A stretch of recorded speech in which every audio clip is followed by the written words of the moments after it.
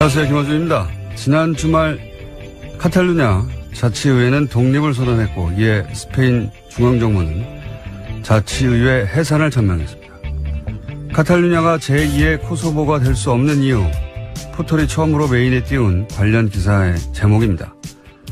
코소보는 대량 학살을 경험했지만 카탈루냐는 민주적 권리를 누린 경우라 독립이 불가능하다는 내용입니다. 대량 학살 정도를 겪지 않으면 독립할 생각하지 마라. 이건 말이 안 되죠. 독립선언의 권리는 모든 인간에게 천부인권이 있듯이 그들 스스로에게 당연히 있는 겁니다. 그들의 선언을 외부에서 인정하느냐 아니냐의 문제가 그 다음 따를 뿐이죠. 그리고 그 인정 여부는 철저히 강자의 이해관계에 의해 좌우되어온 게 국제사회의 현실입니다.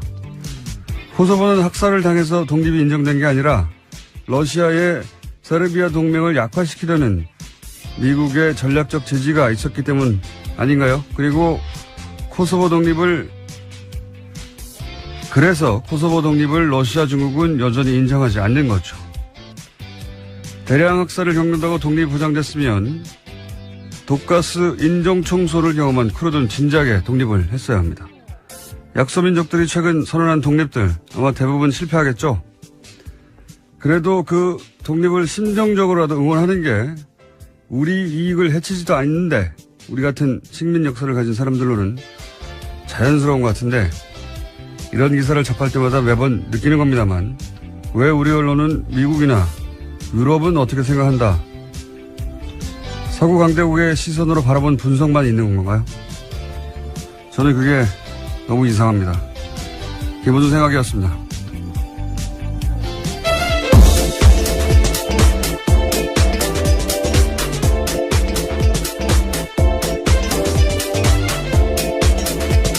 시사일의 김은지입니다. 네. 저는 이런 뉴스가 참 관심이 많은데 월요일 어떠십니까?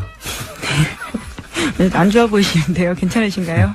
졸립니다. 네, 매우. 저는 이런 뉴스, 국제 독립 뉴스라든가 분쟁 뉴스가 관심이 많은데 이런 뉴스를 전하는 보도를 볼 때마다 참 이상해요. 저는 왜 이렇게 미국이나 유럽, 특히 서구 강대국의 시선만으로 이런 사안을 보는 건지, 예를 들어서 이 카탈루냐는 스페인 영토 주권을 얘기하거든요. 영토 주권. 스페인, 국경은 절대적이다. 영토는 절대적이다. 그런데 미국도 그걸 지지하고 있고요. 근데 이제 코소보 때는 미국은 세르비아의 영토 주권보다는 코소보의 민족 자결을 응원했어요. 예. 근데 그 이유가 정반대죠, 지금하고는. 지금 이걸 그대로 적용하면 카탈루냐 독립을 지지해야지, 미국이. 예. 그러니까 지금 코소보가 인종청소를 당했기 때문에 그런 거라고 유럽엔 누군가가 얘기했더니 우리 기사가 됐는데 인종청소를 당하는 소수민족은 많아요. 오히려 쿠르드 같이 인종청소를 가장 많이 당했는데 가장 많이 배신을 당한 게 쿠르드잖아요, 미국한테. 예. 네, 계속해서 전해드린 바가 있는데요. 그건 상관이 없는 거고 사실은 실제로는 이게 이제 세르비아 동맹국이니까 러시아가 그래서 미국은 코소보를 지지한 거고 정반대도 있어요. 크림 반도 때는 미국하고 러시아가 정확하게 반대로 행동합니다. 예. 크림 반도 쪽에 러시아계가 독립하려고 할 때는 러시아는 또 민족 자결을 지지한다고 하고, 그 다음에 미국은, 영토 주권, 우크라이나 영토 주권 지지한다고 하고, 왜냐면은 흑해, 부동항을 누가 차지하냐를 가지고 싸운 거니까. 국제법상 무슨 대단한 원칙이 있는 것처럼 기사는 쓰는데, 다 개뻥이에요. 강대들 자기들 마음대로. 그때 자기들이 유리하면 지지하고, 불리하면 반대하고 그러는 거죠. 강대국들은 자기 시선이 있잖아요. 자기 이익이라고 하는. 예. 우리 언론들도 우리만의 시각이 좀 있었으면 좋겠습니다. 이런 뉴스 전할 때. 항상 하는 얘기지만. 자, 첫 번째 뉴스는 뭡니까? 네, 국정원 관련된 소식 계속 전해드리고 있는데요. 오늘 아침도 똑같습니다. 박근혜 정부에서 남재준 국정원장이 소위 7인회를 꾸렸다라는 보도가 오늘 아침 한겨레 신문에 나왔는데요. 매주 수요일 회의를 열었다라는 겁니다. 여기에서 이 7인회가 검찰의 댓글 수사를 대비한 가짜 사무실을 만들고 남북 정상회담 회의록을 공개하는 등 주요 정치 공작을 해왔다라는 건데요. 이 7인회 멤버에는 어제 검찰에 출석한 장호중 전 부산지검장 등이 포함되어 있습니다. 이 양반들은 7인회 같은 걸 좋아하나 봐요. 박근혜와 7인회도 예전에 나왔던 얘기죠. 예, 그렇죠. 네. 근데 이제 남재준 국정원장도 본인이 국정원장 재직 시절에 7명을 꾸려와서 주요 사안을 결정했다 이거 아닙니까? 예. 네, 파견된 검찰 공무원 2명까지 포함해서요. 다양한 사람들이 있습니다. 대령 출신도 있고 육사 출신도 있고요. 예. 국정원의 컨트롤 타워였던 거네요. 유행인가 봅니다. 유행.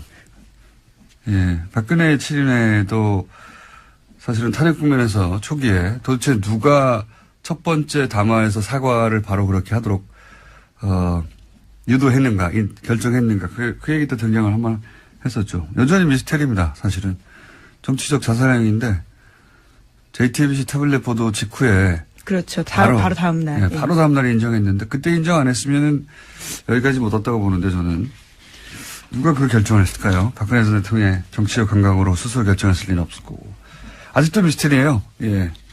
어쨌든 남재준 국정원장도 유사한 7인회 조직을 갖고 있었다. 근데 특히 이제 국정원 출신이야 그렇다고 치더라도 검찰 출신들을 현재 굉장히 고위직입니다. 현직입니다. 게다가 예. 현직 검찰 소속으로 있는 사람들인데 그 사람들이 7인회라는 게 이제 처음으로 밝혀진 거고요. 관련 뉴스가 많아요 여기에 그죠? 예, 이들 국정원 파견 검사 같은 경우에는요, 국정원의 변호인 노릇도 했다라는 건데요. 조직적으로 검찰의 수사를 방해했다라는 겁니다. 특히 국정원 댓글 수사를 방해한 건데, 최근에 검찰이 이와 관련된 대응 문건을 확보했습니다. 이 문건에 보면요, 당시에 파견된 검사들이 국정원의 의견서를 써주면서까지 검찰의 수사를 방해하면서 깊이 관여했다라고 합니다. 이게 이제 자신이 어디 소속인가에 따라 지속적으로 그 권력의 하수인 역할을 한 거죠. 사실 검찰 출신으로서 윤석열 검사나 혹은 최동욱 당시 검찰총장이 막 날아가지 않습니까? 예. 그러니까 자기가 평생 속했던 조직의 선배 수장들이 막 당하는데도 상관없는 거죠. 예. 상관없이 그냥 국정원에 가면 또 그 국정원에 충성하는 겁니다. 오히려 자신의 출신 조직인 검찰의 수사를 방해하는 역할까지 하게 된 건데요. 권력의 하수인이 돼서 출세를 하고 싶었겠죠. 예.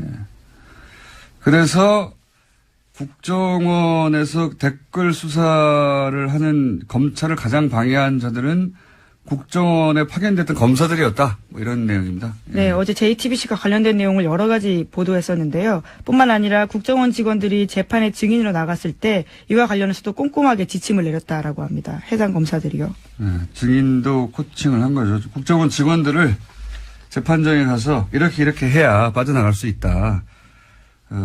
그때 이제 재밌는 건 그때 당시 재판에 출석해서 그런 증언들을 쭉 했는데 나는 모른다. 종북 세력을 대응하기 위해서 그랬다 했는데 최근에 다시 검찰 수사를 그 국정원 직원들이 이제 새로운 혐의 사실에 나왔으니까 받고 있는데 그때 했던 말들을 다 거짓말이었다고. 네, 다 실토한 거죠 이제. 실토하고 있습니다. 예, 실토하고 있고 그럼 그때 거짓말을 시킨 사람이 누군가 이렇게 따져 들어가 봤더니 국정원 내에 파견 갔던 검찰 출신들이었다. 예. 네. 그런 검사들이었으니까 국정원을 파견시켰겠죠, 또. 예. 속속들이 밝혀지고 있네요. 네, 그래서 지난주 금요일에 검찰이 장호중 전 부산지검장 등을 비롯해서 7명의 사무실과 자택을 압수수색했습니다. 또 주말 동안에는 이재영 검사와 서천호 전 차장, 장 전 지검장을 소환 조사했습니다. 현재는 전보 조치돼가지고요. 부산지검장 자리에서 내려왔습니다.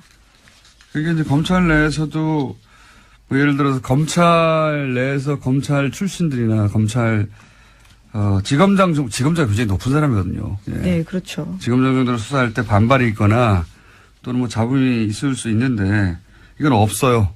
예, 없는 것이 검찰 내에서도 동정을 받을 여지가 전혀 없는 것이 검찰이 수사하는데 검찰을 수사를 방해하려고 가짜 세트를 만든 거 아닙니까? 지금 그걸 했던 사람들이라는 거죠, 지금. 예. 세트로 가짜 사무실을 만들어 놓고 가짜 서류를 잔뜩 그 안에 집어넣어 놓고 거기를 압수수색하도록 한 사람들이 사실은 그런 일을 결정하고 컨트롤 타워 역할을 하고 이제 뭐 증언을 코칭하고 하는 게 다 검찰 출신이었다. 그런 얘기입니다. 네, 그 관련 뉴스가 쭉 많고요. 근데 그분들이 지금 구속됐다. 또는 수사받고 있다. 그렇죠. 예, 이런 얘기들. 저도 뉴스가 너무 많이 쏟아져서 도대체 누가 구속됐다는 건지. 예. 댓글 수사하고 있는데 그래서 검찰 출신들이 이런 일을 했다는 게 이제 관련 뉴스로 많이 쏟아졌습니다. 주말에. 네. 자, 다음은요. 네, 2008년 이건희 삼성회장이 차명 계좌에 숨겨둔 4조 4천억 원대 돈이 있었다라는 바를 말씀드린 바가 있는데요. 차명 계좌에 부과되기 때문에 세금을 내지 않았었습니다. 당시에 금융당국의 판단이 그랬었는데요. 하지만 이 사실이 드러나자 최근에 9년 만에 금융위원회가 차명 계좌에 대한 유권 해석을 원점으로 재검토하기로 했습니다. 그래서 과세가 가능하다라는 입장을 내놓을 예정이라고 합니다.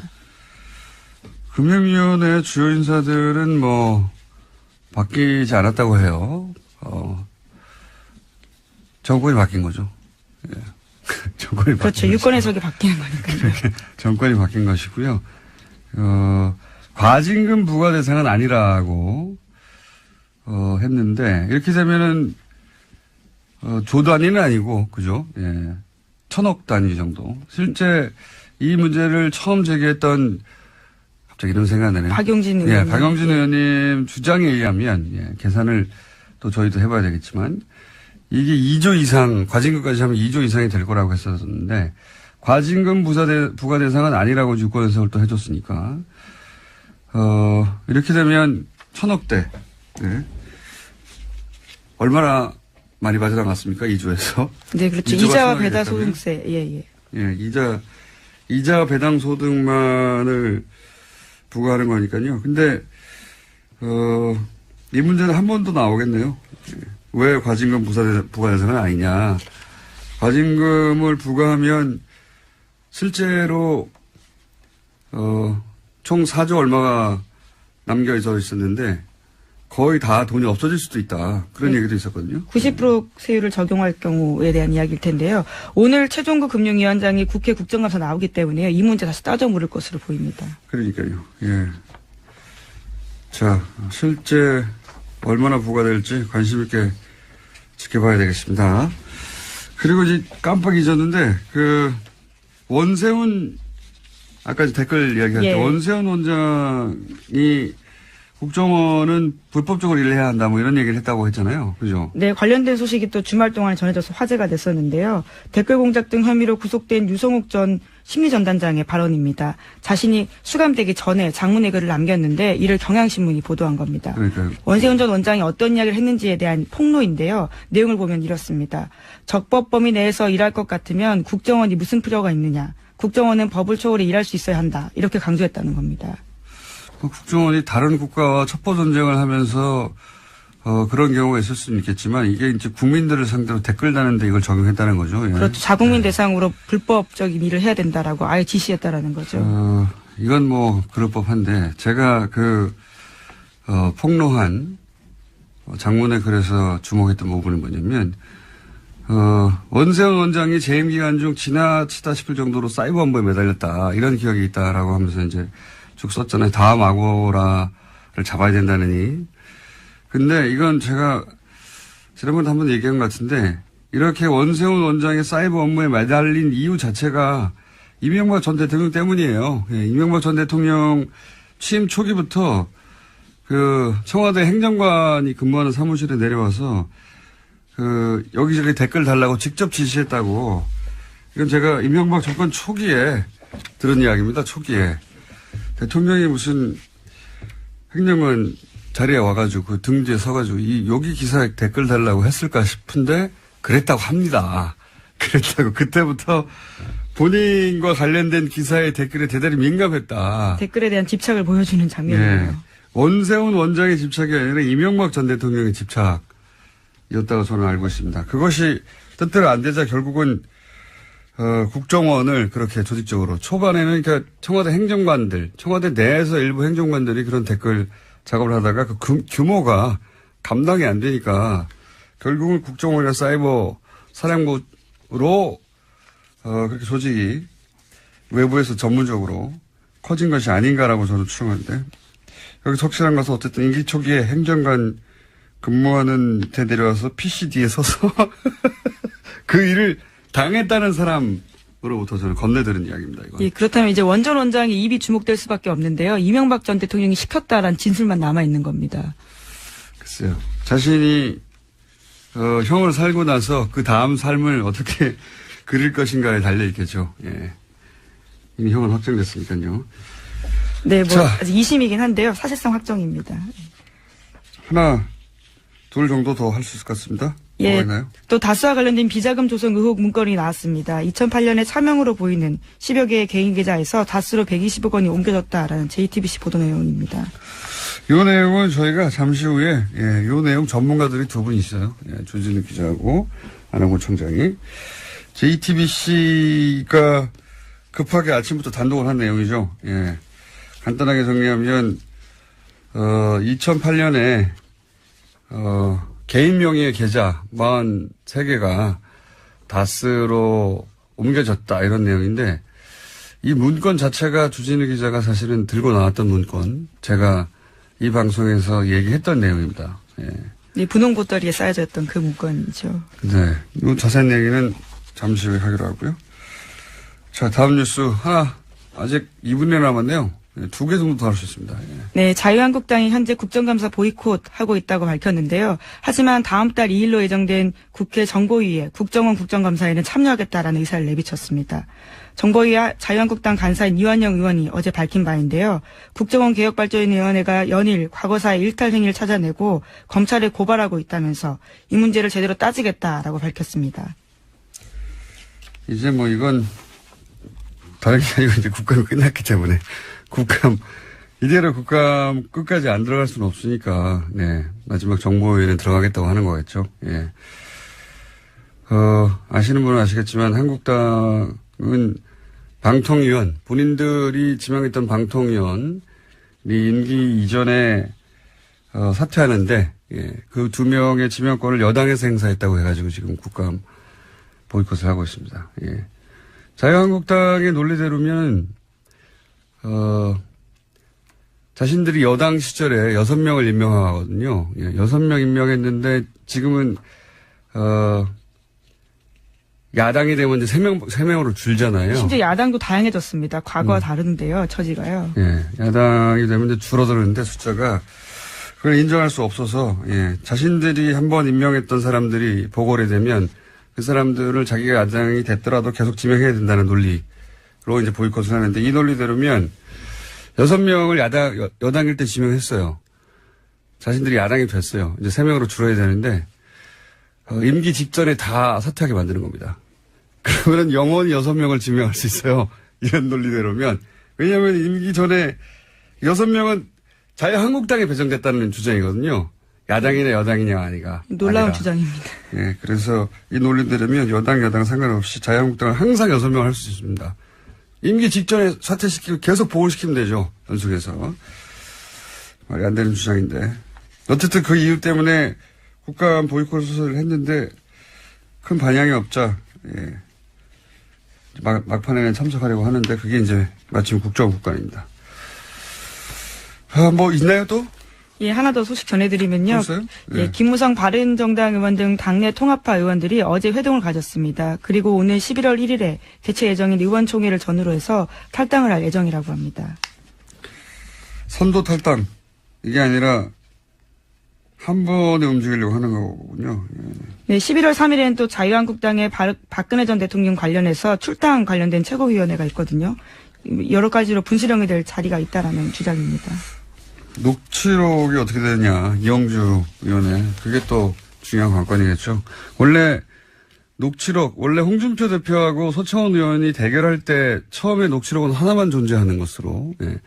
그 녹취록의 내용을 각자 자기가 유리한 방식대로 얘기하는 것으로 이렇게 이해가 됐었는데, 이용주 의원이 등장하면서 양상이 좀 달라졌어요. 이용주 의원은 홍준표 대표는 그 재판 시작되기 전에 돈을 전달했다고 하는 사람, 그 사람은 서청원 의원 사람인데 왜 나한테 그러냐라고 항의했다고 하고. 네, 자제시키라고 전화했다라는 취지죠. 서청원 의원은 자신에게 청착했다고. 그건 뭐 같은 말로 어떻게 해석하냐에 따라 다를 수 있습니다.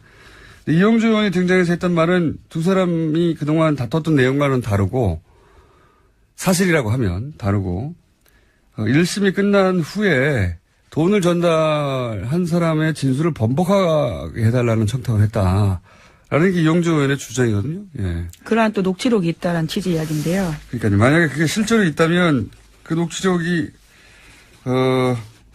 개뻥이냐 아니냐에 오늘 여러 따라서 번 나오네요. 개뻥.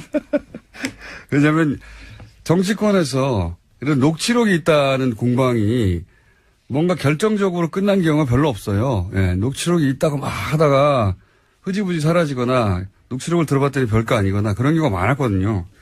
근데 이제 이 경우는 다른 당의 의원인데 녹취록이 있다고 들고 나왔기 때문에 그리고 이제 지금까지 얘기하고 다른 이야기를 했기 때문에 이 내용에 따라서는 사실은 홍준표 대표의 운명이 갈릴 수도 있고 서청원 의원이 이제 두 말 더 이상 할 수 없이 출당을 당할 수도 있고요.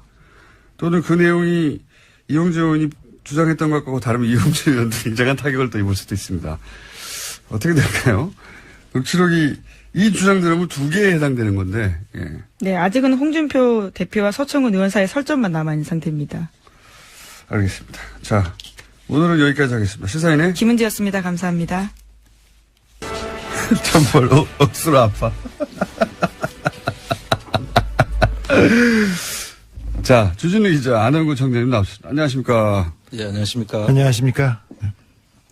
네, 오랫동안 이미 2달 이상 거의 보이시면 3개월째 진행하게 된 이 코너.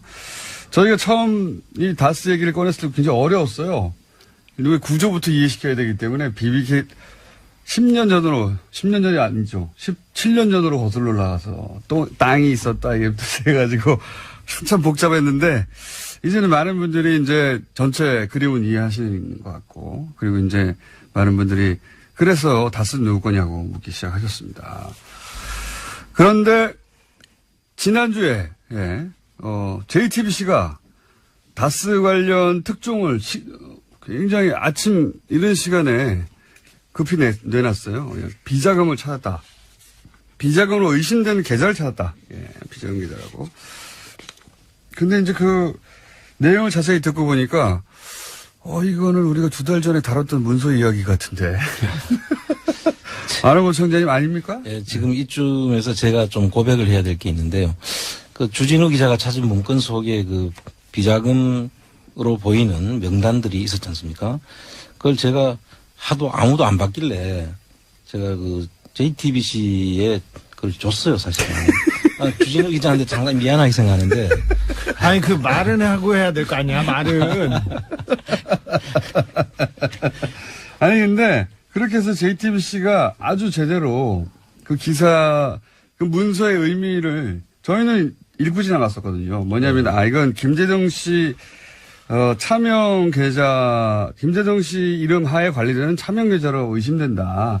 이것이 결국 비자금 아니겠는가. 뭐 이런 식의 아주 짧은 코멘트만 하고 넘어갔어요. 예. 예, 그랬는데, 여기서 JTBC는 뭐랑 매치를 시켰냐면, 이거는 JTBC의 공입니다. 공인지 실수인지 앞으로 밝혀지겠지만.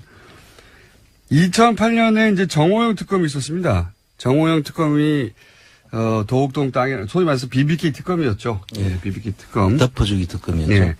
그 특검 때, 실제로 다스의 차명 계좌로 약 120억 대의 비자금이 조성된 거를 찾고도 덮어버렸다. 이런 얘기 저희 방송에서 몇 번 했는데 액수가 거의 비슷해요. 예.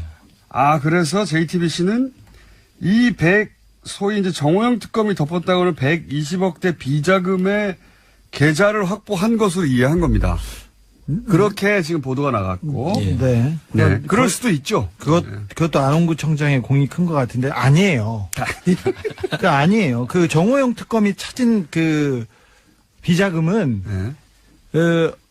그때 당시 사장 김성우라는 사장이 그 권안무개 전무랑 해서 관리하던 따로 MB는 모르던 자금이었어요.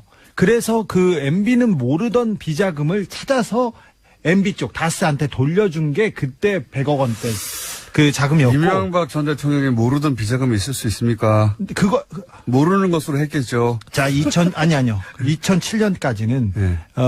다스는 이명박의 회사고 이명박이 수시로 돈을 찾아가요. 그러기 위해서는 전산화를 시키면 안 돼서 수기로 장부를 만들었어요. 수기로. 그래서 장부를 만들고 돈을 계속 빼갔습니다. 선거 때마다 이렇게 빼가고 왔다 갔다 했는데, 워낙 그렇게 장부도 제대로 안 되고 전산화도 안 됐으니까 이거 빼먹기 좋지 않습니까? 그러자. 그럼 이명박 전 대통령 잘못이 없죠. 그 비자금에 대해서 몰랐다면. 자, 100몇억에 대해서는 없는데 그것만 비자금이냐? 그것 말고 또 있어요. 이번에 나왔던 그거는 이것 말고 또 다른 비자금이었고요. 아니 그러니까 이제 그러면 정리를 해보자면 정호영 특검이 찾았던 120억 그 비자금은 그러니까 MB는 모르고 그 임직원들이 해먹다가 걸린 돈이었어요. 라고 지금 주진우 기자는 알고 있는 것이고. 그럼 그 자금들을 다스로 옮겼는데. 그 자금을 그걸 현실화한 것이다. 이런. 네네, 그렇습니다. 그 부분은 또 다르게 얘기했는데, 지난번에 우리가 방송에서 대통령 되기 전에. 못 알아듣고 있어요. 지금 혼자 진도 나가지 말고. 자. 지난번에 저희가 대통령 안가에서, 그러니까 대통령이 되기 직전에, 그러니까 당선자 시절에 안가에서 이동영이라는 사람이 오고 어떤 사람이 와서 사장을 잘라라 말라 이렇게 해서 안가에 왔다는 얘기를 잠깐 했었어요. 근데 그때 잠깐만 혼자 막 진동하는데 한 달 전쯤에 이명박 전 대통령이 된 이후로도 다스의 인사와 관련해서 직접 지시를 안가에서 내렸다 이런 얘기를 한 적이 있습니다. 네. 그 내용을 지금 혼자 막 진도 나가고 있는 거예요. 그런데 자, 인사와 그 비자금 얘기였는데 비자금은 어떻게 처리할 것인지에 대한 회의가 그때 있었어요. 그런데 다스의 비자금은 너무나 많아서 그 120원 그 특검이 발견했던 그 120억 덩어리는 다른 덩어리고요. 이게 원장이 여기에요. 연필로 이렇게 메모하고 했던 원장인데. 그럼 그건 내한테 준 거 아닌데? 그거예요. 자, 기다려 보십시오. 또 새롭게 나왔네요. 이거는. 그거 아니에요? 저거 아니에요? 이거 아니고, 그때 당시에. 또 다른 거예요. 그럼 여기 있어. 비자금이 여러 갈래가 있었네요. 자, 그러니까 비자금이 여러 갈래가 있고. 아니, 이런 회의는 밖에서 다 하신 다음에 들어오셔야지. 아니, 지금 여기 비자금 덩어리는 여러 덩어리가 있고 120억은 다른 겁니다. 비자금이. 잠깐만. 정리를 다시 하자면, 이게 무슨 얘기를 하고 있냐면요. 못 알아들어요, 이렇게 가면. 자, 저희가 2달 전쯤에, 김재정 씨는 다스의 소유주라고 이명박 전 대통령이 주장했던 처남입니다. 근데 사망을 하죠. 사망을 해서, 사망을 했을 때, 김재정 씨와 몇몇의 차명으로 관리되던 계좌가 40개 이상 있었어요. 예. 그 계좌에서 약 120억이 회사로 들어갑니다. 다스 회사로.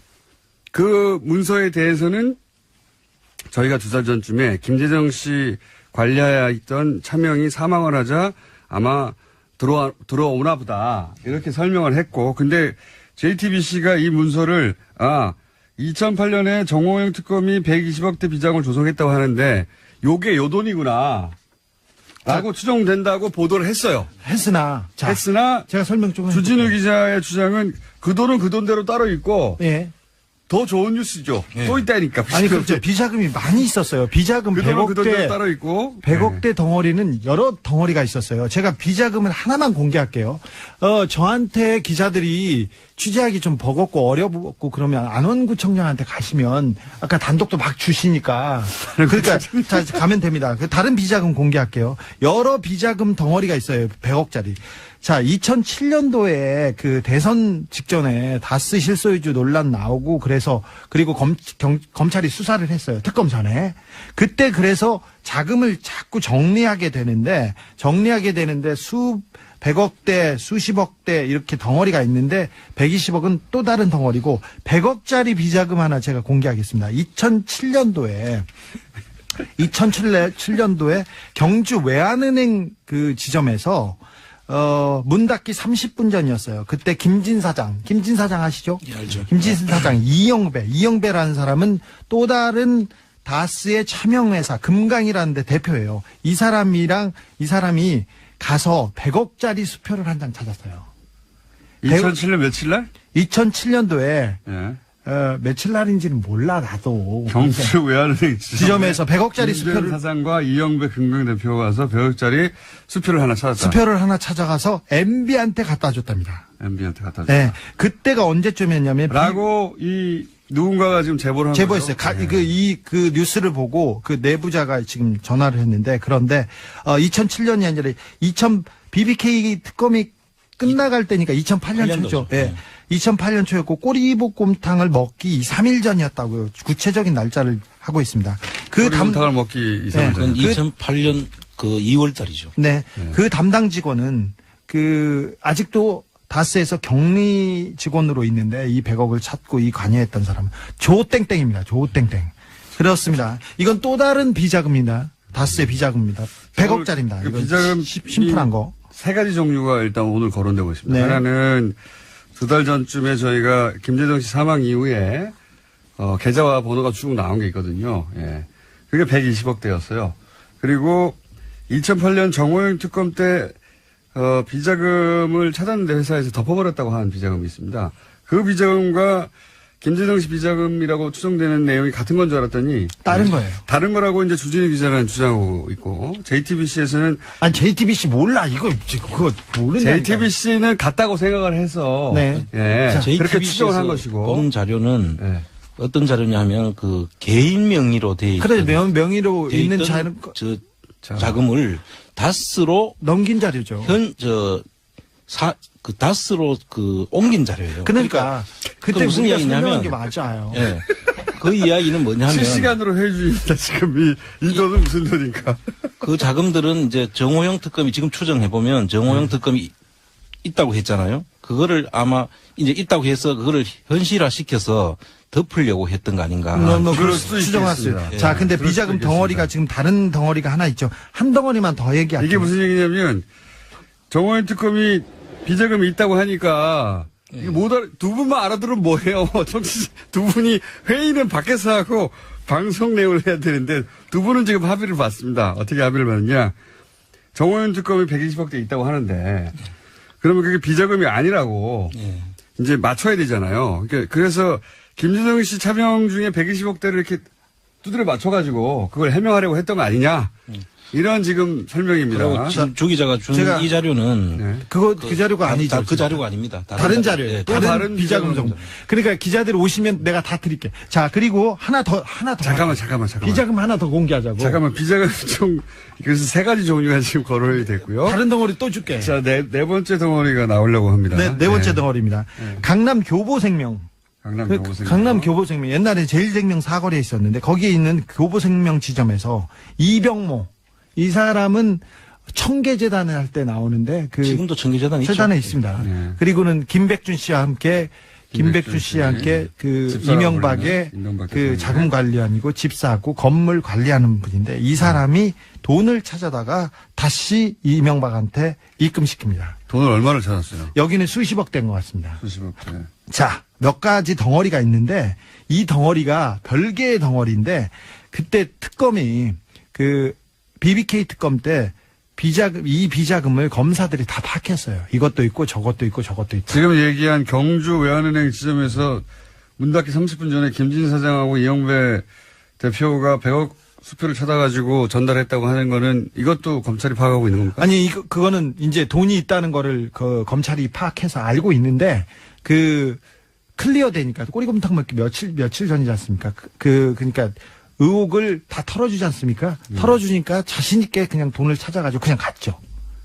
이것도. 털어주기로 결정돼 있으니까. 자, 근데 검사들이 다 알고 있었어요. 그래서 특검에서 그때 검사들이 파악한 비자금이 200억이 넘었어요.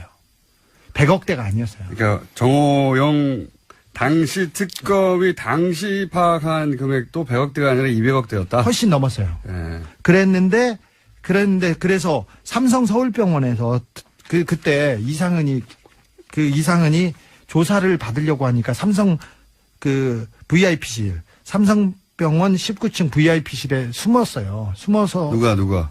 이상은이요.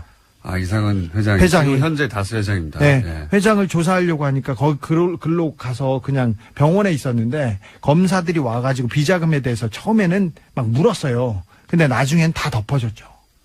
근데 특검의 결과는 어쨌든 다 덮어진 거로. 다 덮어졌습니다. 근데 특검에서 이미 200억이 넘는 수많은 비자금 계좌와 비자금 덩어리가 있는 것을 확인하고 다 덮어졌습니다. 100억대가 아니라 200억대였는데 덮어졌다. 네. 그러면은 또 JTBC가 보도한 것과 또 다른 또 관점이 또 달라진 게 있네요. 여하간 JTBC는 JTBC 관점이 안원구청장 관점이니까 그 서류를 분석하고 그런데 얘기를 조금 더 해보자면 덩어리가 이렇게 있는 성격이 아예 다른 거라고요. 그러니까 JTBC의 관점이 자연스러운 관점이긴 합니다. 시기가 맞기 때문에 예. 120억대가 있었다고 정호영 특검이 발견했는데 덮었다고 최근에 보도가 됐잖아요. 네. 예.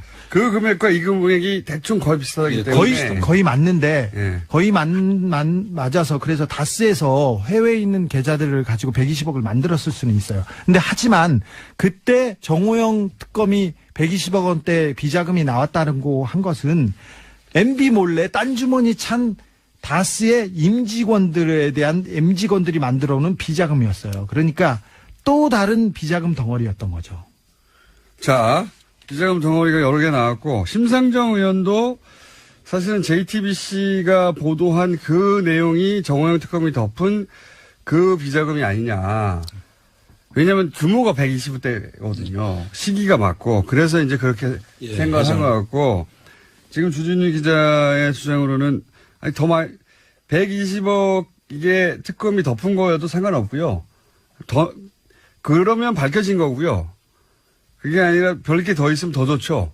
또 나온 거니까. 아니 그러니까 또 다른 덩어리. 또 다른 덩어리가 있다. 그때 100억은 소위 이제 그 다스 내부에서 해먹은 비자금이고 그거 외에 또 이명박 전 대통령이 비자금을 받아갔던 것들이 몇몇이 네. 있다. 네. 특정 외환은행과 그다음에 특정은행과 교보생명 지점에서 등등. 이건 정확한 내용은 이제 세무조사나 검찰 수사에서 정확하게 밝힐 필요가 있다. 그렇게 보여집니다. 덩어리가 너무 많이 나오니까 이제 헷갈리기 시작하는데 차근차근 하려고 그러는데 갑자기 JTBC가 나오는 바람에 한꺼번에. 당시에 2007년도에까지는 다스에서는 그러니까. 그런 큰 회사에서 뭐 장부가 수기였어요. 그러니까 그냥 종이로 써가지고 이렇게 갖다 두는 다음 주에 제가 수기 장부를 하나 이렇게 샘플을 가져올게요. 장부에서 찾아와서. 그런데 다 어디서 하잖아 몰라요. 2008년도에 그 특검이 시작됐지 않습니까? 그래서 그 당시에 양산 폐기물 업체에 1톤 차분량 3개를 가져다가 이렇게 폐기했어요. 근데 폐기했던 그 직원이 또 보낸 또 편지를 하나 제가 조금만 읽어드릴게요.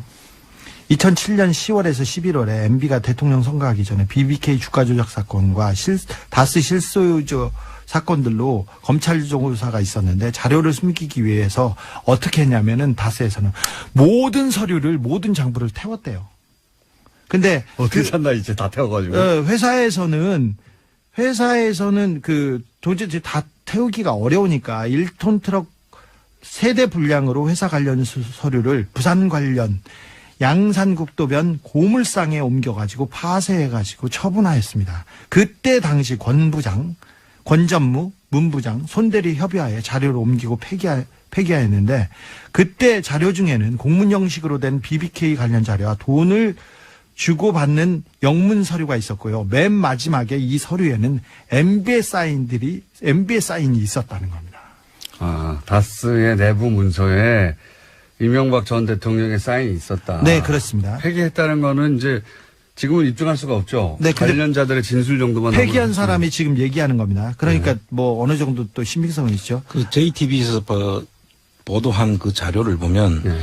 개인 명의에서 다스 명의로 갔기 때문에 그 자금의 원천을 따라가 보면 금방 이게 어떤 자금인지를 알 수가 있습니다. 지금 폐기해도 그건 명백하게 지금 계좌번호까지 다 나타났거든요. 그렇죠. 근데 이게 참 재밌는 게 보통의 비자금은 회사에서 밖으로 나가는 겁니다. 이 비자금은 밖에서 김재정 씨 사망하자 밖에 개인 명의로 있던 게 회사로 들어와요. 예. 이상한 흐름이에요, 굉장히. 그것도 비자금으로 이렇게 물론 비자금이죠. 그렇죠. 빼돌린 정상적이지 않은 돈이니까. 그렇습니다. 개인 명의로 돼 있던 걸 다스로 옮겼기 때문에 비자금이- 금융실명법도 위반이죠, 그 당시에. 예. 비자금이 많으니까 참 좋네요. 자꾸 네. 나와가지고. 그렇죠. 이야기거리도 많고. 그러면 당시 BBK를 수사했던 정호영 특검 소속의 혹은 BBK 관련 수사를 했던 검사들은 지금 뭐 하고 있나요? 난 지금 현직에 거의 있습니다. 근데 이분들이 그냥 수사하면 됩니다. 뭐 압수수색 하지도 않고 옛날에 있었던 걸 캐비넷에서 꺼내서 그냥 하면 됩니다. 그래도 그분들이 다시 BBK가 수면에 올라오는 것을 상당히 부담스러워하겠죠. 하고 있었던 것 같아요. 이게 이분들은 BBK 수사가 제대로 잘 됐다고 생각하는지 아닌지 몰라도 최소한 주장은 현재 하고 있는 분들이거든요. 잘 됐다. 예. 그러니까 일단 수사가 어려워요. 일단 이 BBK와 다스의 진실이 밝혀지려면 이 검사들의 양심 고백, 국정원에서 검사들이 진실을 막았던 것처럼. 그런데 어떻게 막았는지 제 사건에서 사실 좀 알 수 있어요.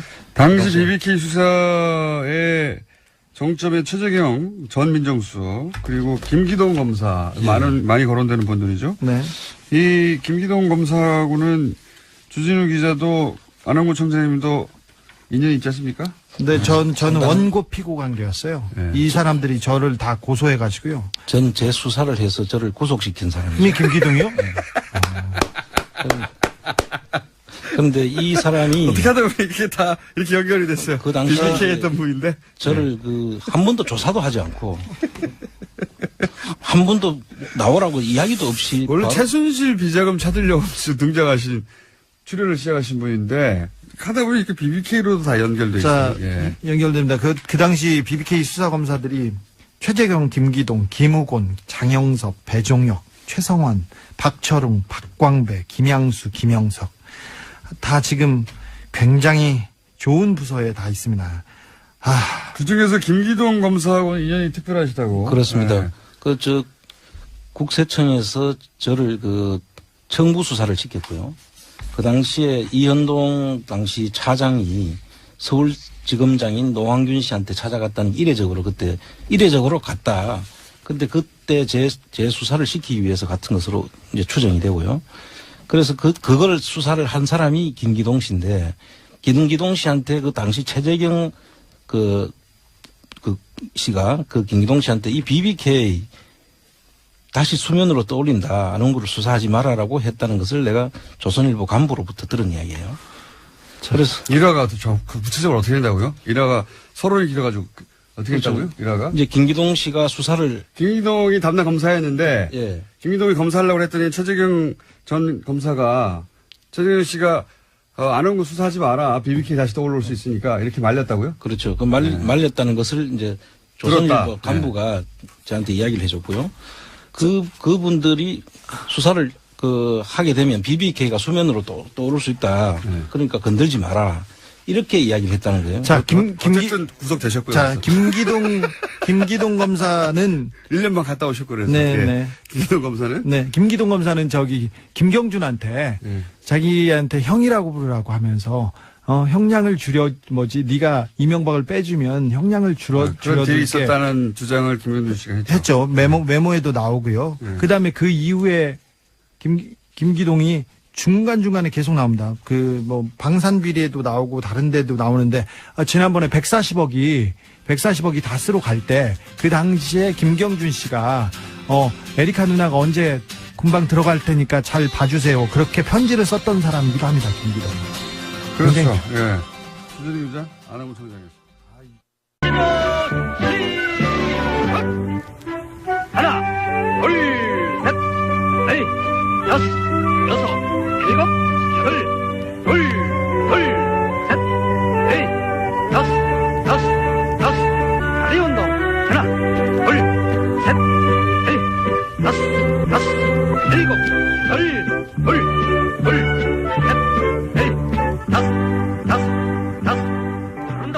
하나. 김어준의 뉴스 공장.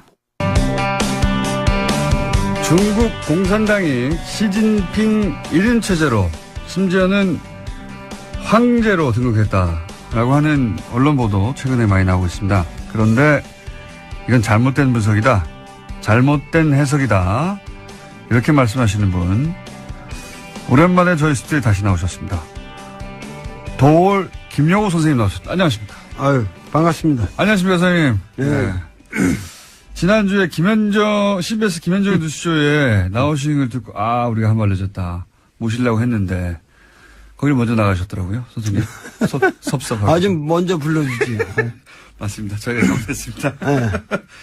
자, 그렇지 않아도 저희가, 이거는 선생님을 모시고 얘기를 들어봐야 되겠다. 중국 이야기는 네. 전문가시니까. 그리고 시진핑에 대해서도 여러 차례 말씀하셨잖아요. 네. 그래서, 방송 한번 하셨지만, 시간이 그렇게 길지는 않았기 때문에, 네네. 저희가 또 한 번 모시고, 좀 더, 한발적으로 옆으로 갈 수 있겠다. 싶어가지고 모셨습니다.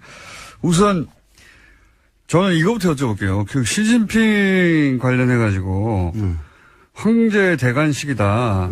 그 외신들도 그렇게 많이 보도합니다. 예, 대관식이다. 그리고 뭐, 격대 지정이라고 하나요? 5년 미리. 예, 5년 미리, 그러니까 바로 다음이 아니라 그 다음 그 후계자를 미리 지정해 놓고 시작한다. 예, 그런 전통이 있는데, 이번에는 그렇게 안 하는 거 보니까 향후 10년간 시진핑이 해먹으려고 하는 거구나. 이제 뭐 사실상 전통도 다 깨고 황제가 됐다. 이런 보도가 많이 나왔잖아요. 우선 그거 잘못된 해석이다. 그거 왜 그렇습니까? 거기서부터 시작해야 될 것 같아요. 저도 기사를 읽다가 그런가? 이렇게 생각했거든요. 역시 형안이 있으시네. 항상 통찰력이 있으시니까. 근데 그 격대 지정이라고 하는 것은 그 중국의 오래된 전통이고 그것을 시진핑이 계속 했어야 됐다. 이런 전제가 있는데. 그렇죠. 네. 그 전제가 우선 틀린 거죠. 전제부터 틀렸다? 네. 이 격대 지정이라는 것은 중국 현대사에서 단 한 번의 사례밖에 없습니다. 그것은, 등소평이 당시의 정황에서 이 문제를 해결해 나가는데 개혁개방을 강력하게 추진하기 위해서는 강택민과 같은 상해파의 테크노크라트가 필요하다. 그래서 그 사람을 후계자로 지목을 하면서 근데 이 사람은 상당히 권력 의지가 강하고 그 패거리 의식이 강하기 때문에 주변에 떨거지들이 콱 둘러쌀 거다. 그러면은 중국이 위태롭다. 그래서 굉장히 그런 성향에 반대되는 인물로서 자기가 믿을 수 있는 누구야 후진타오 호금도라는 인물을 다음에는 네가 10년 해먹고 그거 끝난 다음에 반드시 호금도로 해라. 해가지고 그걸 격대 지정이라고 했는데 그거는 이거 한 사례밖에 없어요. 그래요? 왜 그러냐면 그 다음에 시진핑이 올라올 때는 격대 지정이고 아무것도 없는 상태에서 시진핑은 그냥 올라온 거예요. 이 소위 말해서 강택민 상해파와 이 호금도 후진타오 공청단 안희성 사람인데 안희파들 뭐 이래가지고 그 사이에서 서로 견제할 때 하다가 엉뚱한 전혀 그 물망에 없었던 인물이 갑자기 튀어오르게 된 거예요. 그러니까 두 파를 견제시켜서 격대 지정이라는 게 오랜 전통이 아니라 유파가 계속 집권하게 되면은 이제 문제가 생길 것 같으니까 미리 정반대파를 지목해뒀고. 그게 첫 번째 사례일 뿐 그 이후로는 이런 전통에 의해서 계속 굴러간 게 아니다. 아니죠. 그래서 시진핑이라는 사람은 격대 지정과 무관하게 계파 간의 이 밸런싱의 문제로 갑자기 이상하게 튀어올라가지고 된 사람이에요. 이쪽 파도 아니고 저쪽 파도 아니고. 저쪽 파도 아니고. 그리고 양쪽 파를 자기가 된다면 다 졌거든요. 어떤 의미에서. 그러니까는 이 5년 동안에 이 사람은 굉장히 피눈물 나는 노력을 했고 그 5년간의 결실 이후에 사실은 격대 지정할 이유가 없는 거죠. 왜냐하면 자기가 원하는 그러한 정책을 강력하게 밀기 위해서는 또다시 황태자를 만들면 이건 구식이란 말이죠. 그거는 봉건적인 그 지정 방식이거든요. 그러니까는 오히려 그런 것을 사실은 격대 지정을 안 한 것이 사실은 민주적인 정치 제도의 발전입니다. 오히려. 그렇죠. 오히려 그것은 중국 공산당이 나아갈 굉장히 훌륭한 길을 예시한 거예요. 왜 이런 얘기를 하냐면은 네. 그런 것뿐만 아니라 개인적인 이런 누굴 황태자를 지정하고 뭐 이런 것뿐만 아니라 이것을 제도적으로 정착시키기, 그러니까 제도적인 어떠한 그 위반 사례가 없는 굉장히 치밀한 공정한 결정이라고 하는 것을 입증하는 것이 예. 더 중요한 거는 칠상팔하라는 거거든요. 칠상파가 뭡니까? 칠상팔하. 칠상팔하. 예. 67세까지만 예. 정계에 올라갈 수 있고 예. 68세가 되면 정확하게 니들은 다 물러나라. 예. 그러면은 요번에 상무위원 이후 예를 들면 이 정치국 위원 25명 예. 뿐만 아니라 그 밑에 뭐냐면은 204명의 중앙위원들 예. 이 전체가 예. 정확하게 칠상팔하의 원칙을 지켰습니다. 어허. 68세는 한마디로 말해서 한 명도 없다는 거예요. 예. 이것은 뭐냐면 중국의 리더십이 세대별로 정확하게 교체되는 룰을 확고하게 만든 거예요. 이것은 동시에 예. 다음 차기 5년 후에 이 시진핑은 69세가 됩니다. 아, 그래서 본인은 저절로 물러나게 될 때. 물러날 수밖에 없는 거죠. 이 원칙에 의해서. 이 칠상팔하의 원칙이 중요한 건데 거기에 걸려있던 사람이 소위 왕치산이라는 사람이었거든요. 예.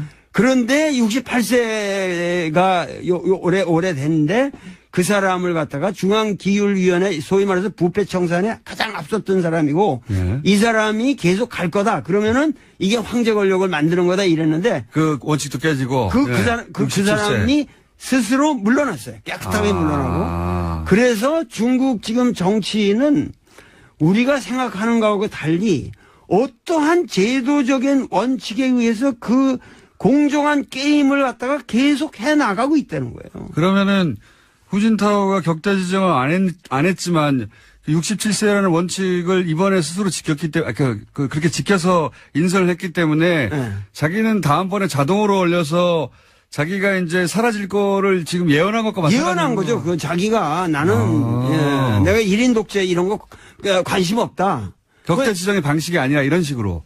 그래가지고 니들 앞으로 내가 옛날에 황태자 이런 것이 뭐냐면 굉장히 무리가 많았거든요. 이 보실라의 문제도 있었고 항상 누가 지정이 되면은 거기에 또 부패고리가 나라비 쓰고 자기도 함부로 할 수가 없단 말이에요. 네. 그러니까 거기서 생기는 그런 식의 게임을 하는 게 아니라 최근에 우리한테 문제가 됐던 사람이 저 광동성 서기인 그 후춘화하고 그리고 이쪽 천민월이라는 인물이었잖아요. 모릅니다. 이 천민월이라는 사람은 예. 이 사람의 그 절강성 시절에 이 고스트라이터였거든. 자기 쓰는 연설문을 전부 써줬던 문학 소녀 같은 사람인데 예. 그 사람하고 이 후춘화하고 이제 둘이서 격대 지정의 물망에 있다라고 얘기했는데 사실은 그런 방식으로 나는 취하지 않겠다. 그러고서 니들은 공정하게 앞으로 5년 동안 25명 중에 1인으로서 거기서 이제 차기는 경쟁에서 성장해라. 올라와라. 그러니까 지금 사람은 5년 전에 내가 뭐 미래 해놓으면 교통사고로 죽을 수도 있고 어떻게 될지 모르는 거 아니에요. 그러니까 나는 저기를 안 하겠다는 거예요. 그러니까 내가 다음 후계자를 지정하는 방식 자체가 비민주적이다. 비민주적이라는 거죠. 예. 그리고 계속 젊은 세대가 정치 교체를 해 나가려면 그냥 나이로 자르면 된다. 그렇죠. 이런 원칙을 천명한 것이지 그러니까 황제가 안 되겠다고 한 것이다. 이게 거꾸로 안 되겠다고 한 것이죠. 그리고 이 전체 3시간 반에 예. 그 장문에 이거를 내가 다 들었는데 연설을 3시간 반이나 했잖아요. 그거 다 예. 들었어요, 내가. 실시간으로. 예. 그 감을 잡기 위해서. 근데 제일 마지막에 뭐라고 끝나는 줄 아세요? 뭐라고 그러냐면 청년이 흥하면 이 나라가 흥할 것이요. 청년이 강하면은 이 나라가 강할 것이다. 앞으로 이 청년들에게 꿈을 주는 정치를 못하면 이 나라는 끝이다. 이렇게 끝납니다. 마지막에. 그러니까 얼마나 이 세대가 변한다는 것에 대해서 이 사람은 신념을 가지고 있냔 말이죠. 그럼 우리 언론들은 이게 격자 지정이 안 됐기 때문에 이게 황제가 된 것이라고 그 선생님 말씀이 하자면 거꾸로 해석을 왜 이렇게 한 겁니까? 그것은 예. 그 중국 정치의 내면을 보지를 않고 소위 말해서 이 시진핑을 보는 시각도 맨날 시진핑은 태자당이다. 이 태자당은 아무 지금 그런 말 쑥 들어갔잖아요. 내가 옛날부터 그 넌센스다. 이 사람은 태자당도 아니고 전혀 그런 중국이라는 거를 갖다가 무슨 상해파, 태자당, 무슨 공천관파 이런 식으로 중국을 바라보면은 중국 정치를 근본적으로 보지 못한다는 것을 내가 옛날부터 얘기해 왔는데 이런 시각에서 중국을 분석하는 게 일본의 언론에 딱 틀입니까? 틀이에요. 아주. 그래서 우리나라 그 기자님들이 전혀 독자적인 견해를 가지고 중국을 바라보질 않고 지금 나처럼 아마 이 진지하게 이 연설문 하듯 읽고 분석한 사람들이 거의 없는 것 같아요. 그러니까는. 없겠죠. 그러니까는 뭐냐면은 일본 기자들이 중국을 비하시키기 위해서 보는 시각에서만 본다는 거죠. 그러니까 저는 내가 중국을 뭐 이렇게 올린다 이런 게 아니라 네. 우리가 정확하게 중국에서 무슨 일, what's happening, 거기서 무슨 일이 일어났냐고 있는 것을 네. 정확하게 알아야만 우리의 미래를 위해서 중국을 어떻게 중국이라는 함수를 요리해 가느냐 하는데 정확한 전략과 그렇죠. 전술이 나올 수 있다는 거예요. 이거 완전 정반대 해석이네요. 그러니까 네. 근데 그게 일본이 중국을 바라보는 시각을 우리가 그냥 번역하면서 고스란히 들여와서 그렇다는 거죠? 그렇죠. 그렇죠. 네. 그러면은 지금 시진핑이 지금 청년을 말했고 또 동시에 신세대 중국 특색 사회주의라고 주장했는데 그런 말씀까지 다 아시네. 대단한 거예요. 이게 굉장히 이상한 말이거든요. 신세대 중국 특색 사회주의. 신시대. 신시대. 근데 신시대 중국 특색 사회주의. 이거 시진핑에게 무슨 사상이 있냐? 네. 사람들이 탁 묻는데 시진핑은 뚜렷한 사상이 있어요. 어떤 게 있습니까? 뭐냐면 요번 전체 여기 3시간 반의 연설을 치밀하게 분석해 보면 놀라운 게 있습니다. 무슨 얘기냐면은 공산주의라는 것은 우리가 이론적으로 여기 다 아시겠지만 뭐냐면 역사를 이 발전적으로 보는 거고 발전 단계로 보는 것이고 그리고 그 역사가 그 변죽법적 발전을 하는 가장 추동력이라고 하는 것이 소위 말해서 생산력과 생산 관계의 모순이라는 거란 말이에요. 네, 마르크스의 주장이에요. 네, 마르크스 주장에 그래서 그것이 생산 양식을 형성하는데 그게 하부 구조를 이루고 거기서 이제 상부 구조가 놀아난다 이런 얘기인데 이 사람은 완전히 그런 구태의연한 틀을 깼어요. 그러면 중국의 진정한 주요 모순은 뭐냐? 맨날 우리나라 주요 모순 그 논쟁이 있잖아요. LA NLPD. PD 뭐 이런 거. 근데 이 사람의 중국 사회의 주요 모순은 국민들의 아름다운 삶, 美好的生活, 아름다운 생활에 대한 열망. 그 아주 표현이 절묘해. 아름다운 생활에 대한 열망과 이 불균형의 엉터리 여태까지 발전 사이의 모순이 주요 모순이다. 그러니까는 그 아름다운 생활, 삶을 향한 국민들의 열망이라는 건 뭐냐? 양극화를 그렇게 표현한 겁니까? 그렇죠. 참 샤프하시네. 뭐냐면 여태까지는 이 등소평 이래 개혁개방 30년의 모든 그 모델은 선부, 특정한 놈, 흥묘백묘로 해가지고 어떤 놈이든 돈 많이 벌어라. 그럼 우리가 인정해줘 지원해주겠다. 그러면 거기서 꼼꼼을 떨어지는 거 분배한다. 예. 이런 선부론이 중국을 망쳐왔다는 거예요. 그래서 이 선부론을 이제는 뭐냐면 공부, 공유한다는 공산주의의 공짜로 예. 공부론으로 바꿔야 된다. 그리고 공향, 그 모든 부를 같이 국민들이 향유해야 된다. 그리고 국민이 주체가 되어야 된다. 단, 이 국민이 주체가 되도록 만들기 위해서는 중국의 현실상, 그게 중국 특색이라는 거예요. 예. 중국 공산당의 영도력을 무시하면 안 된다. 근데 중국 공산당의 영도력을 강화시키려면 가장 방해 요소가 인간의 허약성. 뭐냐면 부패다, 이거 부패. 부패. 예. 그래서 중국 공산당의 영도력을 강화시키기 위해서는 중국 공산당을 쳐야 된다는 거야. 이놈들이 전부 부패해가지고 국민들의 그 신망을 얻지 못하기 때문에 중국이 여태까지 난항해왔다. 아하. 그러면 이 난항해온 이 중국을 바로잡기 위해서 부정한 현실을 정자정야, 정치라는 것은 오로지 바로잡는 것이고 내가 10년 동안 할 거라고 하는 것은 실제로 이러한 잘못된 것을 바로잡는 것밖에 없다. 그래서 뭐냐면 총연 찔당 뭐냐면 종엄 치당이라고 그러지. 당은 엄격하게 다스린다. 그러니까 중국식 그 사회주의를 할 텐데 그래서 이제 당이 이끄는 개혁을 계속 해 나갈 텐데 네. 그런데 지금까지는 당이 썩어가지고 소위 이제 인민들의 삶이 양극화되는 걸 막지 못했다. 막지 못할 거죠. 그러니까 당을 쳐서 당을 굉장히 깨끗하게 만들고 그 역할을 당이 계속 해 나가도록 하겠다 뭐 이런 거네요. 그러니까 우리나라도 지금 문재인 대통령도 내가 얘기하는 거는 이사회의 적폐가 아니라 정의롭지 못한 이사회의 구조를 정의롭게 바꾸는 작업을 하는 것이고 그 작업에 있어서는 가차없이 단호하게 철저하게 끝까지 남김없이 다스까지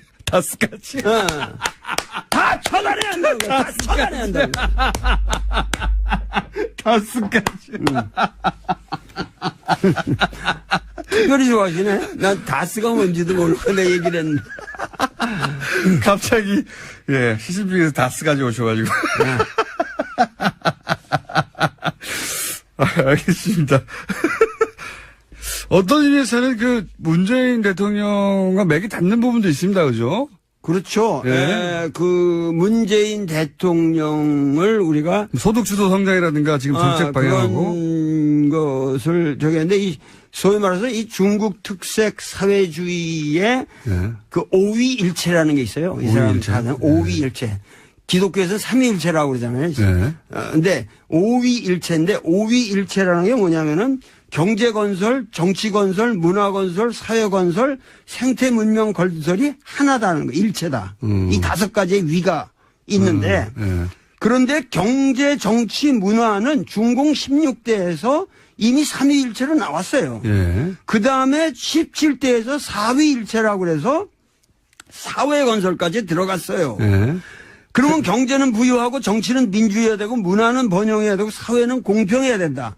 이게 지금 17대까지 나왔는데 이번 19대에 5위일체가 들어갔는데 환경이 나왔네요. 거기에 생태 문명 건설이라는 게 들어간 거예요. 그러니까 뭐냐면 시진핑의 사상은 생태 문명 건설이에요. 지금 뭐냐면 국민들의 삶을 아름답게 이 사람은 무슨 얘기까지 하면 매일이 사회주의, 그러니까 아름다운 사회주의를 해야 한다는 거예요. 여태까지 사회주의는 그냥 평등이라는 그런 명목하에서 썩었다는 거예요. 이 막스 레닌주의를 암암리 까는 거예요. 뭐냐면 이제는 아름다운 사회주의를 해야 되고 그다음에 매일이 덮고자 그러면서 아름다운 국가를 만들어야 된다. 그렇게 해서 전인적인 국민 모두가 전인적인 발전을 해야 된다. 이런 식의 레토릭이 대단하거든요. 아하. 예. 사실 중국이 최근에 각종 그 환경 부담금 국제적인 많이 내고 미국이 트럼프가 빠져나가는 자리를 중국이 막 메우고 있어요. 메우고 있어요. 예. 그게 근데 그런 데서 나온 거군요. 실제로 예. 중국은 이 태양광 발전에 있어서 세계 제1위를 맞습니다. 기술 면에서도 제1위를 달리고 있고 여러 가지 면에서 지금 뭐냐면 도시 계획도 뭐냐면 지금 아까 그 후춘화 같은 경우도 얘기지만은 그 사람의 그 잘못된 것이 뭐냐면은 그 사람의 몽골 비서 당서기를 할 적에 그 예를 들면 3만 명이 사는 지역에 10만 명이 사는 그냥 뭐 그 아파트를 지고 막 이런 식으로 예. 무자비한 개발들을 했단 말이에요. 그러니까 예. 이 사람은 지금 중국의 문제는 이런 무분별한 개발에 있고 그래서 이거를 막아야 된다는 거예요. 그리고 토지 관리라든가 그리고 특히 중국은 아직까지 농촌 인구가 30%나 됩니다. 그러면은 이것에 의한 중국의 농촌을 살리지 않으면 중국이 미국이나 이런 거랑 앞으로 그 대항할 때 중국의 특색이 없어진다는 거예요. 중국의 모든 자본주의적 모순을 사실은 중국의 농촌이 쿠션을 받아준 거예요. 그러기 때문에 이 환경 문제를 앞으로 이 도농 간의 격차라든가 이런 문제를 해결하지 않으면 이것은 우리가 지금 민족의 위기를 맞이한다. 그래서 이러한 근본적인 그러니까 공산주의의 원래 평등관이라고 하는 것을 이 사람은 생태 문명이라는 말로 바꿨어요. 굉장히 세련되게 변화. 세련됐죠. 어허, 그런 변화가 지금 막 일어나고 있다. 네. 중국이 실제 그랬고 또 실제 이상으로 더 씌워진 이미지가 이게 환경을 오염하고 네. 뭐 단기간에 급속도로 발전하면서 뭐 우리한테도 그 미세먼지도 중국이 주역이라고 하고 네. 등등 전 세계적으로 중국에 대한 이미지는 싸고 저렴하고 더럽고 네. 오염돼 있고 이런 거잖아요. 이거를 근본적으로 뒤집겠다고 지금 나선 거네요. 말하자면. 그렇죠. 앞으로 5년 동안 여태까지는 자기가 그 소위 말해서 이 종엄치당 그 당내의 부패 그리고 더 큰 것은 군대 내 부패였어요. 그래서 군대를 과감하게 축소시켰잖아요. 별들이 우르르 날아갔어요. 그래가지고 그 군대를 축소시키면서 실제적으로 강군몽이라고 이 사람이 처음 등장해서 중국몽이라고 중국어몽. 근데 거기에 강군몽이라는 게 있었단 말이에요. 근데 이 강군몽이라는 걸 실현했어요. 과거보다 엄청나게 지금 군사력이 증가했습니다. 근데 거기에 가장 중요했던 건 뭐냐면 군대가 중국에서는 이 기업 같은 걸 많이 가지고 있었거든요. 여기서 생긴 부패를 아주 과감하게 척결했습니다. 그래서 하여튼 중국에서 고위 관료라고 그럴 수 있는 사람이 여태까지 매일 500명 이상씩 목이 잘려 나갔어요. 매일이요? 매일 500명. 그러니까 우리나라는 너무 이게 지금 처단이 안 되고 있는 거예요. 오히려. 네, 우리나라는 훨씬 중국보다 아주 느슨합니다. 중국은 당이 하나니까요, 뭐. 당이 하나니까 그게, 그러니까 그 말이 무슨 얘기냐면 당이 하나라고 하지만은 그 안에는 수없는 계파가 있어서 네. 민주적인 밸런스가 있고 네. 단지 뭐냐면 당의 영도력을 가지고 바른 일을 해 나가는 것이 그것이 중국 특색이라는 거예요. 중국 특색 사회주의라는 건 우리는 자본주의적 방식을 도입해가지고 지금 여태까지 여기까지 왔지만 여기서 더 이상 서구식으로 흘러서는 안 된다. 어떻게든지 이 당의 주도권을 우리가 놓치면 안 된다. 그러니까 여태까지 뭐 료샤오퍼라든가 이런 사람도 훌륭한 분이고 노벨상도 받고 그랬지만 그분의 문제는 너무도 모델이 단순하게 서구 자유주의였다고. 그러니까 국민들에게 설득력이 부족했던 거예요. 그러니까는 이러한 문제들을 감안해서 이 시진핑은 고민이 있는 거예요. 우리가 지금 이 시점에서 이 세계 인류 평화를 위해서 우리가 할 수 있는 일이라고 하는 것은 중국 공산당의 영도력을 살려가면서 어떻게 하면은 생태 문명을 건설하고 그야말로 메이하우드 정말 아름다운 국민들의 삶을 보장하느냐. 미국을 넘어서는 중국을 만들고 싶은 거네요, 말하자면. 그러니까 네. 과거에는 예. 우리가 과거에는 중국과 미국의 모든 우리가 우리가 미국하고 한국을 생각해도 예. 항상 나도 왜 미국 유학을 갔겠어요? 왜 내가 하버드니 이런 걸 그렇게 쳐다보고 그 가서 고생을 했겠어요? 그 미국에 대한 향심이 있고 미국이 선진국이고 그러니까. 미국이 위대하다 이렇게 생각했단 말이에요. 그렇죠. 그런데 지금 과거에 뭐 저 미국이 중국에다 대고 뭐 인권 문제 딱 하면 컴플렉스가 있었단 말이에요. 있었죠. 근데 이제는 뭐냐면은 인권이 제일 들어온 나라가 미국이고 자본이 제일 들어온 나라가 미국이고 자유가 제일 없는 나라가 미국이고 여행 가기 제일 불편한 나라가 미국이고 금융 사기가 제일 많은 나라가 미국이고 이런 미국에 대해서 우리는 더 이상 미국이 말하는 세계관 그들의 말하는 가치관에 우리가 복속될 필요가 없다. 요번에 3시간 반 동안 계속 그 연설 내용이 뭐냐면 중국인의 가치관을 가지고 우리의 다른 척도를 가지고 우리 중국 공산주의의 미래를 봐야 된다. 그러니까 이 사람은 아주 뼛속 깊은 우리가 잠깐 여기서 우리 언론인들이 시진핑을 바라볼 때 꼭 우리 자유민주주의처럼 쳐다보는 거고 그런 시각에서 볼 때 이 사람이 좀 삐딱하게 나간다 이렇게 본다고. 시진핑은 뼛속 깊이 빨갱이에요. 공산주의라고 소신 있는 공산주의자고 어려서부터 공산주의자로 컸고 그 공산주의적 신념을 우리는 놓치면 안 된다는 거예요. 그러니까 우리가 이걸 조심해야 됩니다. 아, 이거 짧은 시간 열강이었습니다. 일단 박수 한번 치고 저 혼자. 들으시는 분들도 박수 치고 있을 거라고 봅니다. 선생님, 듣다 보니까 한 달에 한 번씩 나와주셔야 될 것 같아요. 맞아. 너무 오랜만에 나오니까 얘기가 많지. 듣고 싶은 얘기는 많은데 시간은 부족하고. 글쎄 말이에요. 선생님 한 달에 한 번씩 나와주시죠. 생각해 봅시다. 나는 어준이가 너무 좋아가지고. 어준이의 그 쾌활한 웃음이 없으면 우리 국민들이 참 서글플 거예요. 선생님 가시기 전에 단답형으로 몇 가지만 말씀해 주시죠. 예. 시간이 거의 다 되긴. 이거 빨리 해야 되는데. 지나갔어요. 지나가서 오늘 질문 굉장히 많은데 질문 2개인데 여기까지 온 겁니다. 질문지는 10개인데. 트럼프는 어떤 사람입니까? 간단하게 얘기하면. 좀 시간은 지났는데 짧게 해주시죠. 트럼프는 훌륭한 사람이죠. 왜냐하면은 미국의 진정한 모습을 아주 솔직하게 보여주는 그건 위대한 리더예요. 여태까지 미국은 케네디부터 여태까지 쭉 뭐냐면 위장된 리더십이었거든요. 이 사람은 honest 리더십. 지금 미국의 수준을 그대로 드러내는 것이다. 그렇죠. 미국이 원래 그런 나라예요.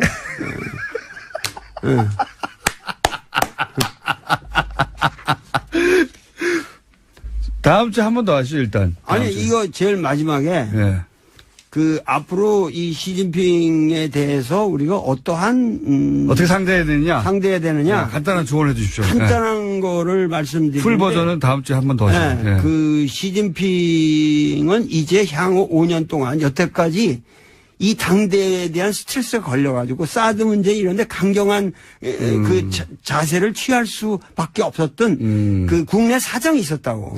근데 이제는 그런 게 지나갔어요. 그리고 개인 리더십이 강화된 것은 사실이고 그리고 카리스마가 이렇게 확보됐기 때문에 우리가 외교하기가 더 쉬워졌다는 거예요. 오히려? 오히려 쉬워졌어요. 그래서 이 시진핑을 집중 공격을 해야 되는데 시진핑을 집중 공격하는 방향에 공략을 해야 된다는 거죠. 공략. 그거에 여러 방향이 있으나 가장 중요한 것은 지금 우리에게 평창 올림픽이라는 위대한 계기가 있습니다.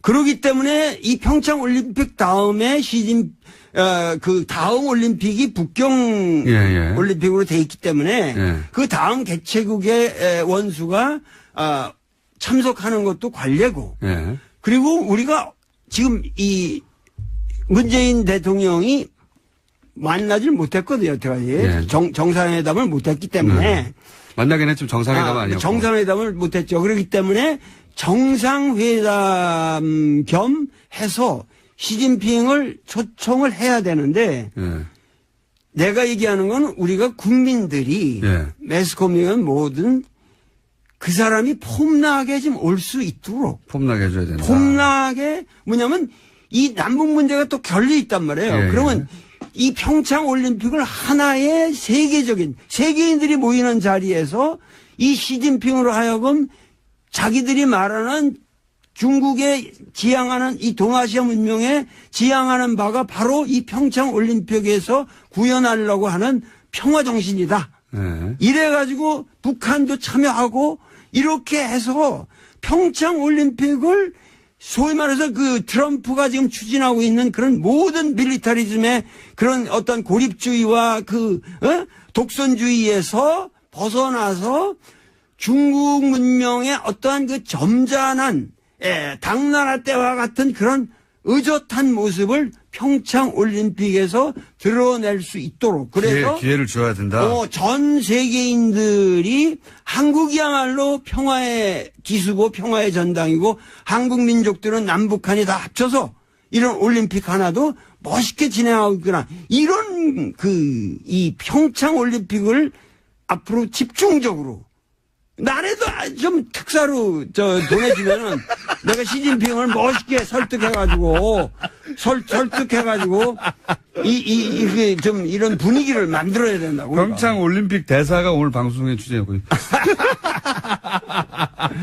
선생님, 다음 주에 한 번 더 나오셔야 되겠습니다, 일단. 아유, 이거 참 중요한 얘기가 너무 많고. 그러니까요, 저희 질문 2개 하다가 오늘 끝났어요. 네. 뭐 한마디라도 더 물어볼 거 없어요? 선생님, 시간이 다 돼가지고요. 네.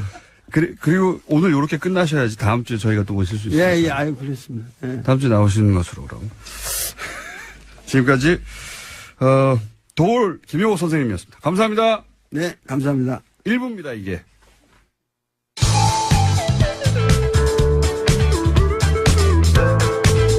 뉴스의 깊이가 다릅니다. 최고의 뉴스 생산자 김어준입니다.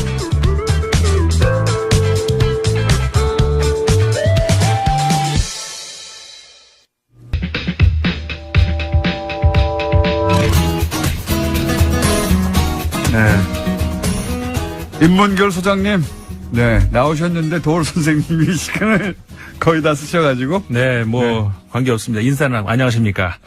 저도 밖에서 정말 좋은 강의 듣다가 제 원고 읽는 거를 제가 잊어버리고 계속 멍하게 강의 듣고 있었어요. 완전히 강연에 빠져들었어요. 이게 인문학 강의죠. 그렇습니다. 네. 이를 들었으면 됐죠, 뭐. 자기하고 상관없는 주제인데도 불구하고 듣다 보면 자기하고 상관없을 수가 없는. 도올 선생님은 내용도 내용이지만 레토릭 진짜 트럼프 대통령에 대해서 제가 돌발적으로 물어본 거거든요. 위대한 지도자라고. 미국의 맨 얼굴을 드러내고 있다고. 저 밖에서 다 빵 터졌었어요. 그 얘기 하시는데. 정말 고급진 디스죠. 네네. 아유, 잘 들었습니다. 네. 그래서 오늘 주제는 원래 뭐였습니까? 제가 오늘 이 방송 끝나고 유럽으로 출장을 나거든요. 다음 주에 못 나와요. 풀로 그냥 도올 선생님 강의를 한번 쫙 하시면 어때요? 좋습니다. 네. 제가 아까 앞으로 5분 남았고요. 말씀드린 것처럼 가는데 유럽에서 다스가 누구 건지 물어보려고. 근데 독일어가 재밌어요. 다스가 누구 겁니까를 독일어라면 Wessen ist Das예요. 근데 이것이 누구 겁니까가 또 Wessen ist Das예요. 그러니까 독일어로 다스가 이것이라는 거죠. 그러니까 이것이 그냥 다스예요. 거기서 Wessen ist Das 그러면 이게 뭡니까가 그게 다스예요. 한번 물어보고 오겠습니다. 근데 일단 독일이 아니고 오늘 스페인 이야기를 더 하려고 하는데요. 카탈루냐? 다른 간단한 브리핑을 하려고 했는데 그건 안 해도 될 것 같고 중국 이야기도 들어 있었는데 워낙 도올 선생님 얘기가 초고수가 얘기했기 때문에 이건 허접해서 내밀 수도 없고 스페인으로 바로 가면요. 카탈루냐가 갈등이 지금 파국으로 치닫고 있습니다. 한쪽은 독립했고 한쪽은 아예 해산을. 27일이 이제 최고봉이었는데 카탈루냐 주정부가 독립을 선언해 버렸어요.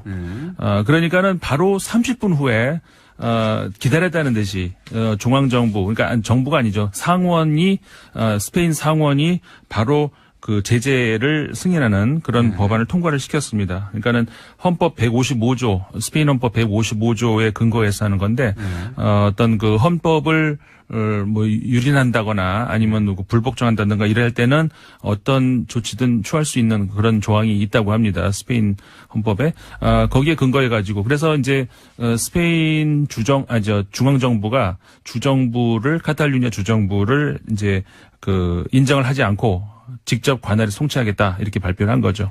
사실은 뭐 스페인 중앙정부의 입장이 이해 안 가는 건 아닌데 전쟁까지 치른 적이 있잖아요. 사실 내전으로 네. 스페인에서는. 그리고 그렇죠. 최근 일이죠. 예, 그 뭐 몇백 년 전이 아니라 20세기 있었던 일이니까요. 네.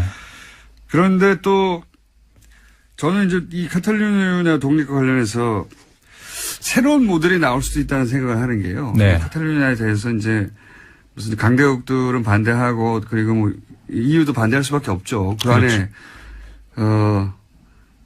독립을 인정하기 시작하면은 뭐 EU가 뭐 굉장히 현실적인 이유죠. 엄청나게 쪼개지겠죠. 네. 예. 예. 그 어디입니까? 저기 갑자기 벨기에만 하더라도 조그만 나라인데도 거기서도 갈라지려고 그러잖아요. 네, 네. 위아래로. 네. 그런데 제가 이제 어차피 시간이 없으니까 말씀하세요. 남은 시간 다 하시지요. 제가 아는 새로운 흐름 중에 하나가 네. 이 알프스 지역 주변에 네. 그 매크로 알파인이라고 그러니까 국가 단위로 EU하고 거래했잖아요. 아니 그 뭐 정책에 대해서 논의했잖아요. 네. 근데 알프스 주변 지역이 국가 단위가 아니라 지역 공동체 단위로 지역 경제 단위로 EU와 직접 협상을 하는 그런 움직임이 작년에 시작됐어요. 네.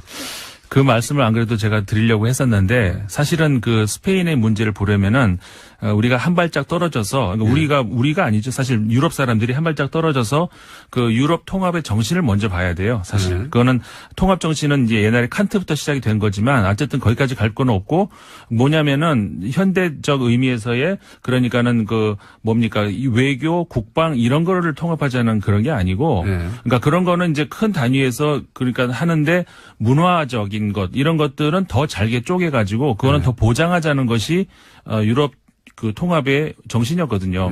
근데 그게 지금 안 되고 있잖아요. 그러니까는 카탈루니아 입장에서도 그 기대를 했었을 법하죠. 그렇게 되면 뭐 자기 언어나 자기 문화나 그렇죠. 예. 전혀 안 되잖아요. 그러니까는 다른 그 스코틀랜드 마찬가지고요. 아까 말씀하셨던 벨기에도 그렇고 이탈리아도 북부하고 또 그런 게 있죠. 남부도 있고. 프랑스 내부에도 또 있습니다. 지역별로. 그러니까는 유럽 통합 당시에 이 사람들이 제가 그때 프랑스에 있었는데 그 베토벤 그 교향곡 9번 이게 이제 유럽가잖아요. 그 막 몰려 펴지면서 그 축제의 분위기 정말 부러웠거든요. 근데 그런 게 지금 온데간데 없어졌잖아요. 그런 게 저는 새로운 국경의 개념 혹은 새로운 국가의 개념도 탄생할 수 있다. 그렇죠. EU 자체도 사실 독특한 건데 나라끼리 다 단순히 국경을 허문다는 의미에서의 그런 유럽이 돼서는 안 된다는 거죠. 그러니까 지금까지 생각하듯이 국경 절대적이고 국가는 절대적이었다. 사실 국가의 탄생도 얼마 안 됐지 않습니까? 그렇죠. 국민국가의 탄생도. 그렇죠. 그러니까 국가 단위가 아니라 어떤 지역 경제 단위로 지역 혹은 뭐 문화 단위로 네네. EU와 협상한다는 것은 국가 이외의 존재를 인정한다는 거거든요. 그렇죠. 너무 많이 나간 얘기인가요? 네. 아니 근데 새로운 모델을 우리가 한번 지켜볼 수도 있을 것 같다. 그거는 굉장히 유효한 분석이신 것 같아요. 김상훈 의원이었습니다. 네, 감사합니다. 그렇죠. 원래 홍준표 대표하고 서청원 의원이 대결할 때 처음에 녹취록은 하나만 존재하는 것으로 그 녹취록의 내용을 각자 자기가 유리한 방식대로 얘기하는 것으로 이렇게 이해가 됐었는데 이용주 의원이 등장하면서 양상이 좀 달라졌어요. 이용주 의원은 홍준표 대표는 그 재판 시작되기 전에 돈을 전달했다고 하는 사람, 그 사람은 서청원 의원 사람인데 나한테 그러냐라고 항의했다고 하고. 자제시키라고 전화했다라는 취지죠. 서청원 의원은 자신에게 청탁했다고. 그건 뭐 같은 말을 어떻게 해석하냐에 따라 다를 수 있습니다. 이용주 의원이 등장해서 했던 말은 두 사람이 그동안 다퉜던 내용과는 다르고 사실이라고 하면 다르고 1심이 끝난 후에 돈을 전달한 사람의 진술을 번복하게 해달라는 청탁을 했다라는 게 이용주 의원의 주장이거든요. 예. 그러한 또 녹취록이 있다는 취지 이야기인데요. 그러니까 만약에 그게 실제로 있다면 그 녹취록이 개뻥이냐 아니냐에 여러 따라서 번 나오네요. 개뻥. 왜냐하면 정치권에서 이런 녹취록이 있다는 공방이 뭔가 결정적으로 끝난 경우가 별로 없어요. 예, 녹취록이 있다고 막 하다가 흐지부지 사라지거나 녹취록을 들어봤더니 별거 아니거나 그런 경우가 많았거든요. 근데 이제 이 경우는 그 다른 당의 의원인데 녹취록이 있다고 들고 나왔기 때문에 그리고 이제 지금까지 얘기하고 다른 이야기를 했기 때문에 이 내용에 따라서는 사실은 홍준표 대표의 운명이 갈릴 수도 있고 서청원 의원이 이제 두 말 더 이상 할 수 없이 출당을 당할 수도 있고요. 또는 그 내용이 이용재 의원이 주장했던 것과 다르면 이용재 의원도 굉장한 타격을 또 입을 수도 있습니다. 어떻게 될까요? 녹취록이 이 주장 들으면 두 개에 해당되는 건데. 예. 네, 아직은 홍준표 대표와 서청원 의원 사이의 설전만 남아있는 상태입니다. 알겠습니다. 자, 오늘은 여기까지 하겠습니다. 시사인의 김은지였습니다. 감사합니다. 정말 억수로 아파. 자, 주진우 기자, 안원구 청장님 나오셨습니다. 안녕하십니까. 예, 안녕하십니까. 안녕하십니까.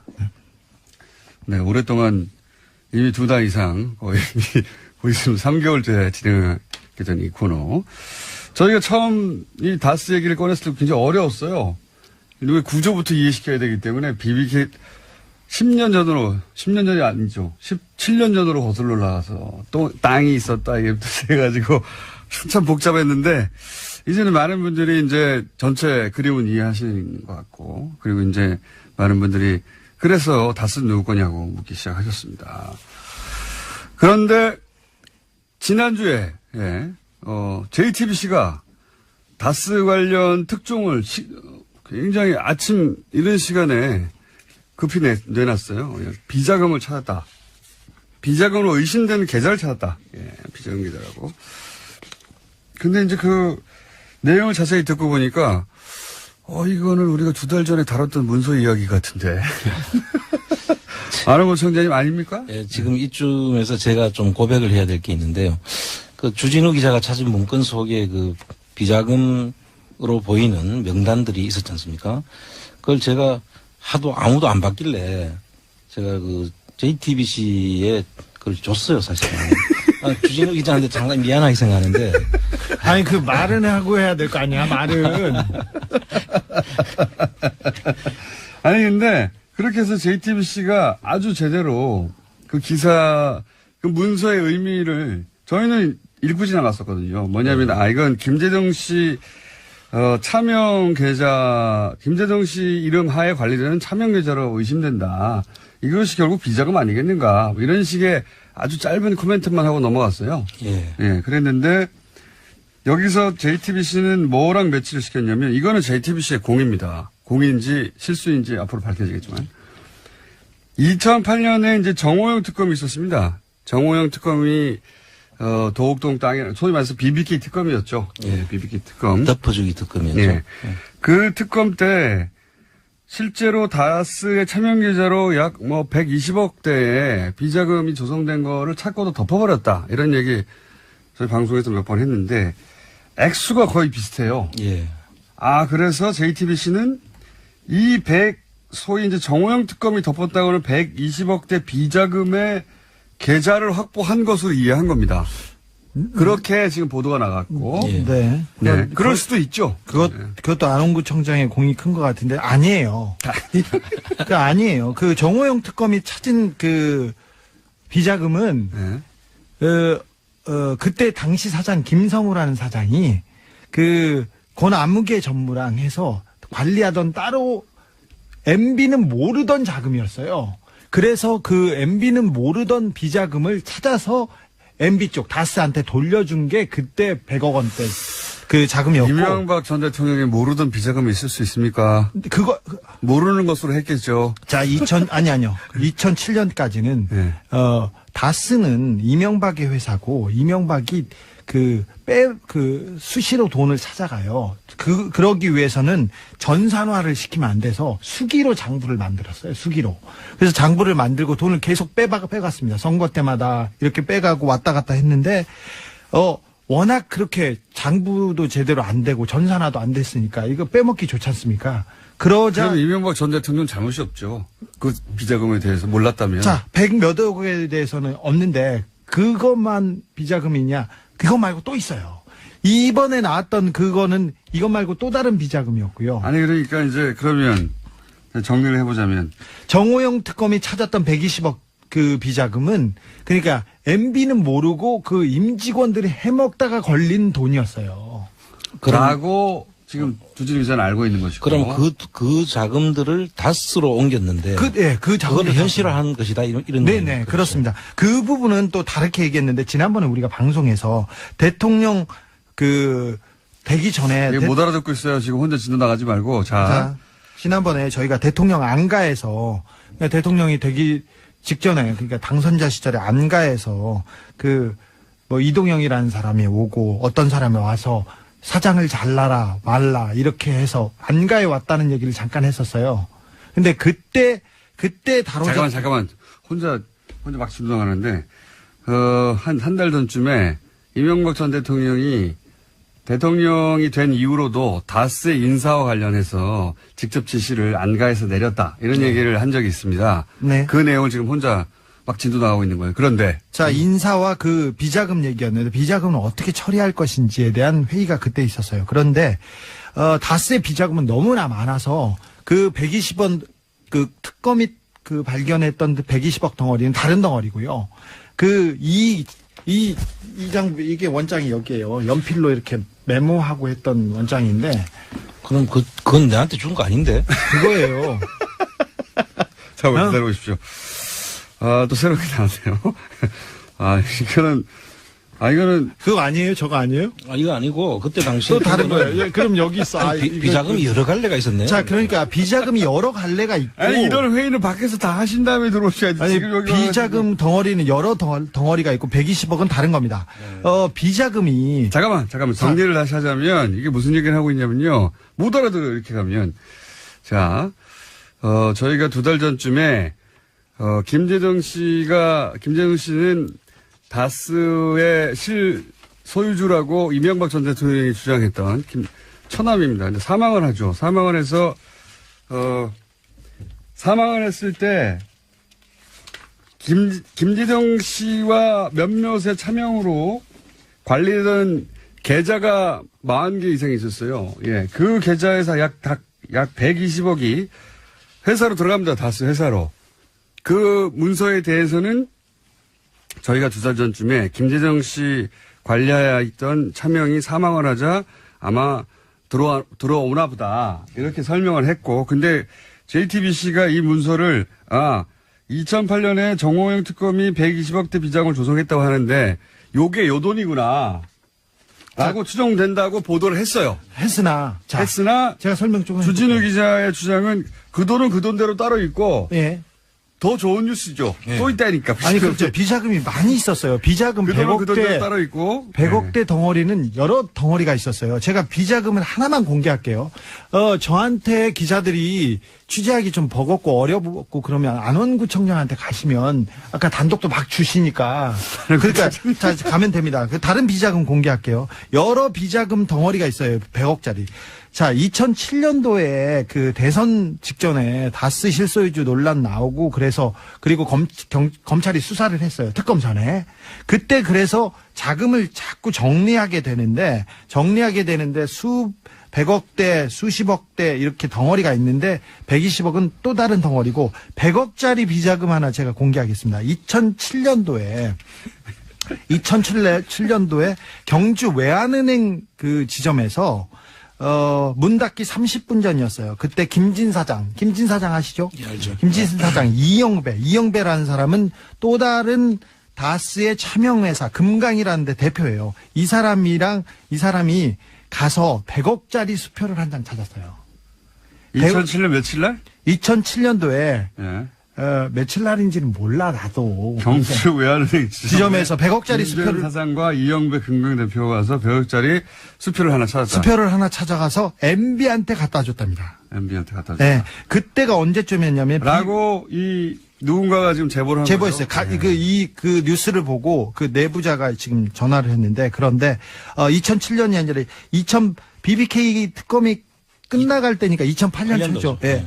2008년 초였고 꼬리볶음탕을 먹기 3일 전이었다고요. 구체적인 날짜를 하고 있습니다.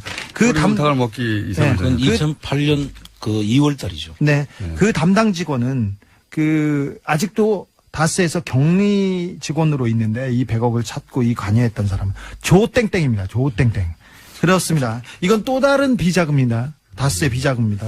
100억짜리입니다. 그 이건 비자금 심플한 거. 세 가지 종류가 일단 오늘 거론되고 있습니다. 네. 하나는 2달 전쯤에 저희가 김재정 씨 사망 이후에 계좌와 번호가 쭉 나온 게 있거든요. 예.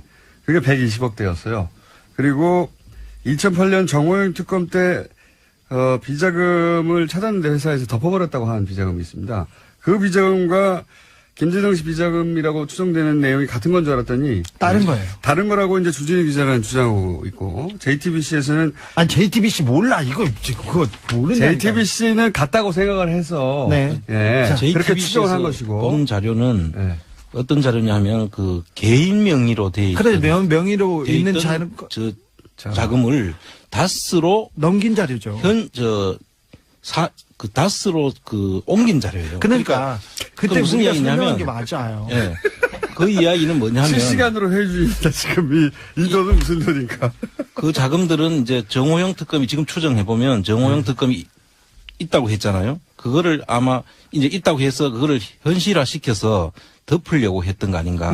그럴 수도 추정했어요. 있겠습니다. 자, 근데 그럴 비자금 수도 덩어리가 있겠습니다. 지금 다른 덩어리가 하나 있죠. 한 덩어리만 더 얘기할게요. 이게 무슨 얘기냐면 정호영 특검이 비자금이 있다고 하니까 이게 두 분만 알아들으면 뭐해요. 정치 두 분이 회의는 밖에서 하고 방송 내용을 해야 되는데 두 분은 지금 합의를 봤습니다. 어떻게 합의를 봤느냐. 안녕하세요. 김원준입니다. 지난 주말 카탈루냐 자치의회는 독립을 선언했고 이에 스페인 중앙정부는 자치의회 해산을 전명했습니다.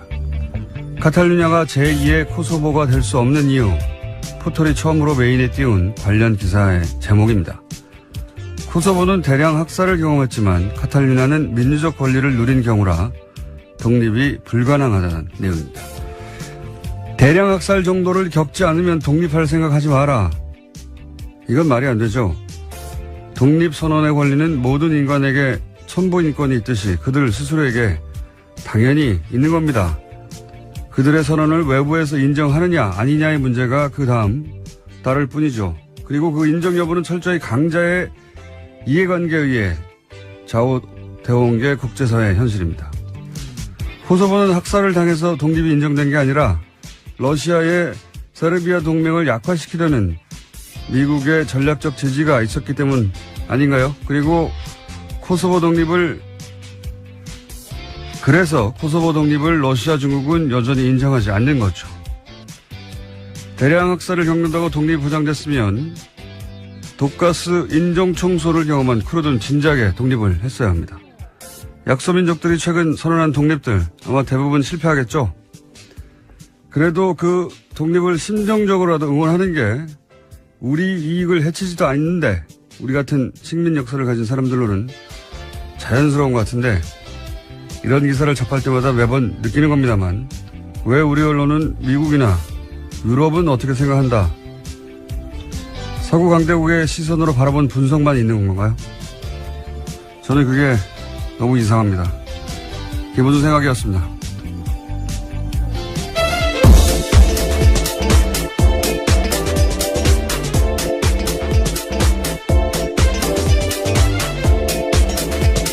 시사일의 김은지입니다. 저는 이런 뉴스가 참 관심이 많은데 올해 어떠십니까? 네, 안 좋아 보이시는데요. 괜찮으신가요? 졸립니다. 예, 매우. 저는 이런 뉴스, 국제, 독립 뉴스라든가 분쟁 뉴스가 관심이 많은데, 이런 뉴스를 전하는 보도를 볼 때마다 참 이상해요, 저는.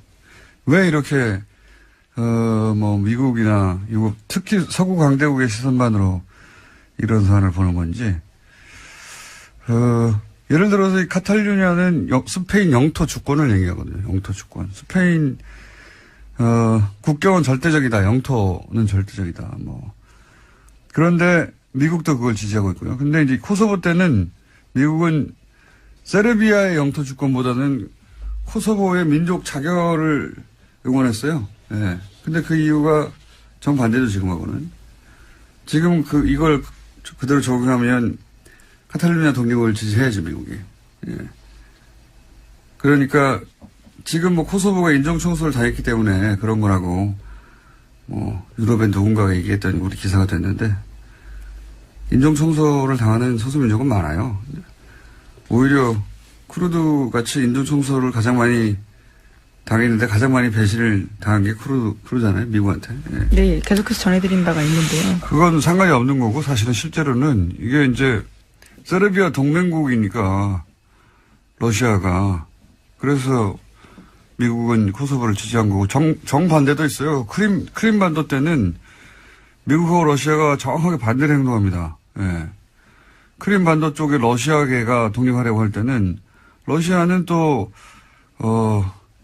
민족 자결을 지지한다고 하고 그다음에 미국은 영토 주권, 우크라이나의 영토 주권 지지한다고 하고 왜냐하면은 그 흑해 부동항을 누가 차지하냐를 가지고 싸운 거니까 뭐 국제법상 무슨 대단한 원칙이 있는 것처럼 기사는 쓰는데 다 개뻥이에요. 강대들 자기들 마음대로 그때 자기들이 유리하면 지지하고 불리하면 반대하고 그러는 거죠.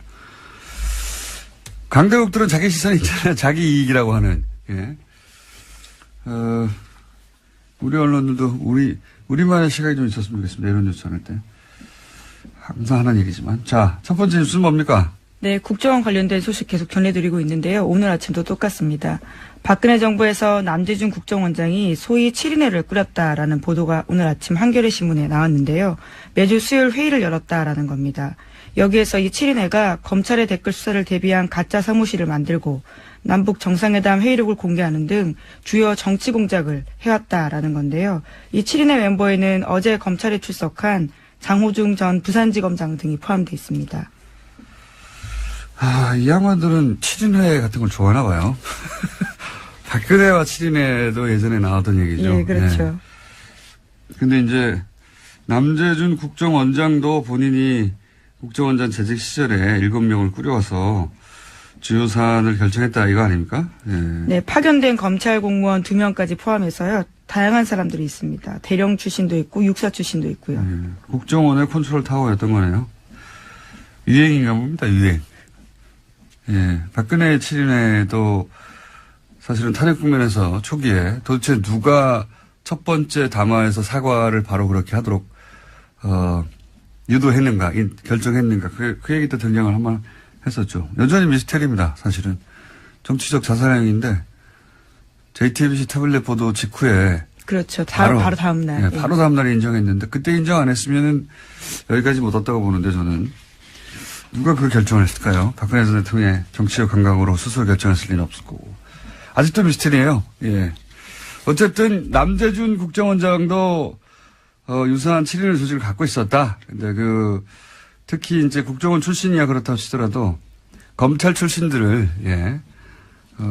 현재 굉장히 고위직입니다. 현직입니다, 게다가. 예. 예. 현직, 검찰 소속으로 있는 사람들인데 그 사람들이 7인회라는 게 이제 처음으로 밝혀진 거고요. 관련 뉴스가 많아요, 여기에. 그죠? 예, 이들 국정원 파견 검사 같은 경우에는요, 국정원의 변호인 노릇도 했다라는 건데요. 조직적으로 검찰의 수사를 방해했다라는 겁니다. 특히 국정원 댓글 수사를 방해한 건데, 최근에 검찰이 이와 관련된 대응 문건을 확보했습니다. 이 문건에 보면요, 당시에 파견된 검사들이 국정원의 의견서를 써주면서까지 검찰의 수사를 방해하면서 깊이 관여했다라고 합니다. 이게 이제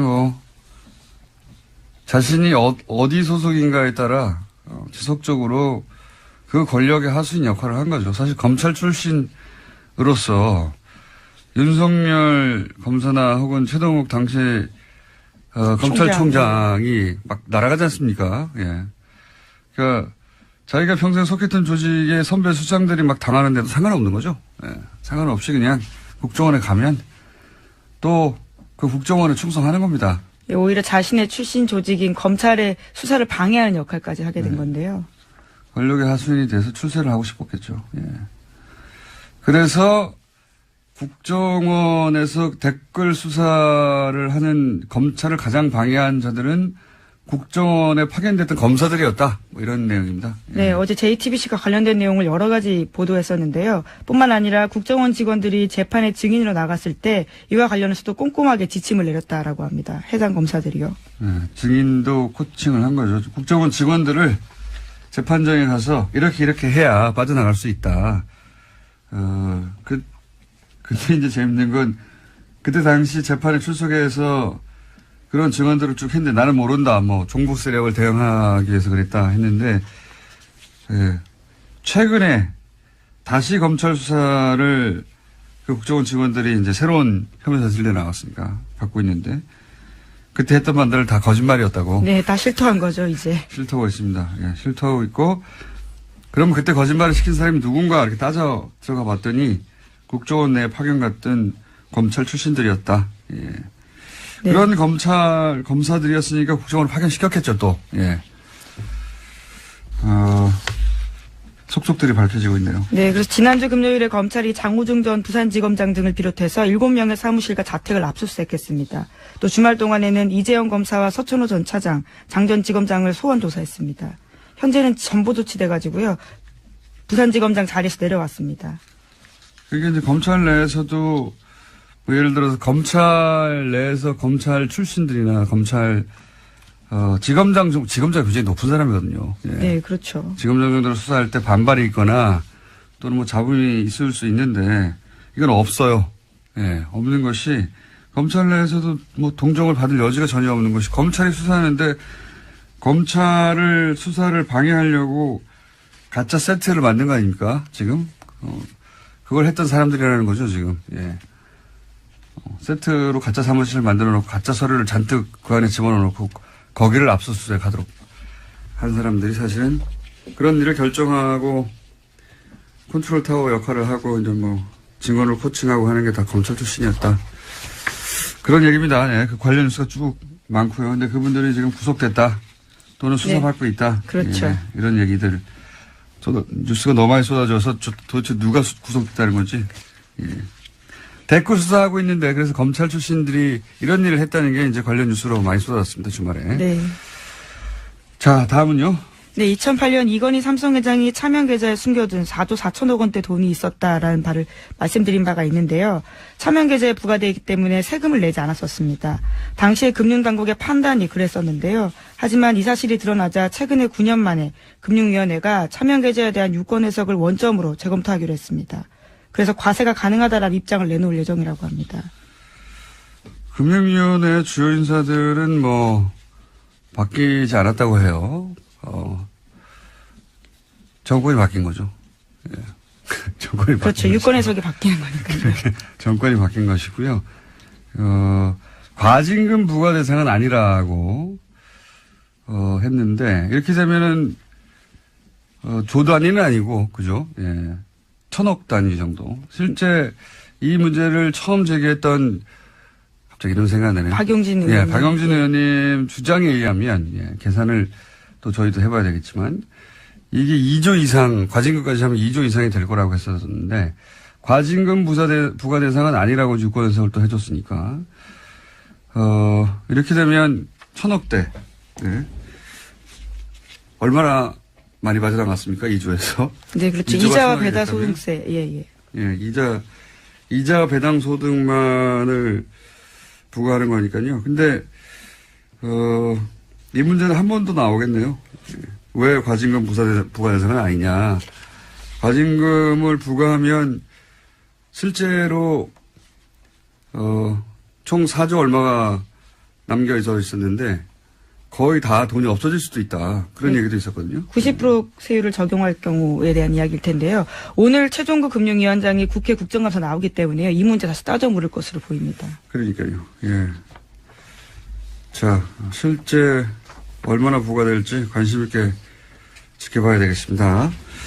그리고 이제 깜빡 잊었는데 원세훈 아까 댓글 이야기할 때 원세훈 원장이 국정원은 불법적으로 일을 해야 한다 뭐 이런 얘기를 했다고 했잖아요. 그죠? 네, 관련된 소식이 또 주말 동안에 전해져서 화제가 됐었는데요. 댓글 공작 등 혐의로 구속된 유성욱 전 심리전단장의 발언입니다. 자신이 수감되기 전에 장문의 글을 남겼는데 이를 경향신문이 보도한 겁니다. 그러니까요. 원세훈 전 원장이 어떤 이야기를 했는지에 대한 폭로인데요. 내용을 보면 이렇습니다.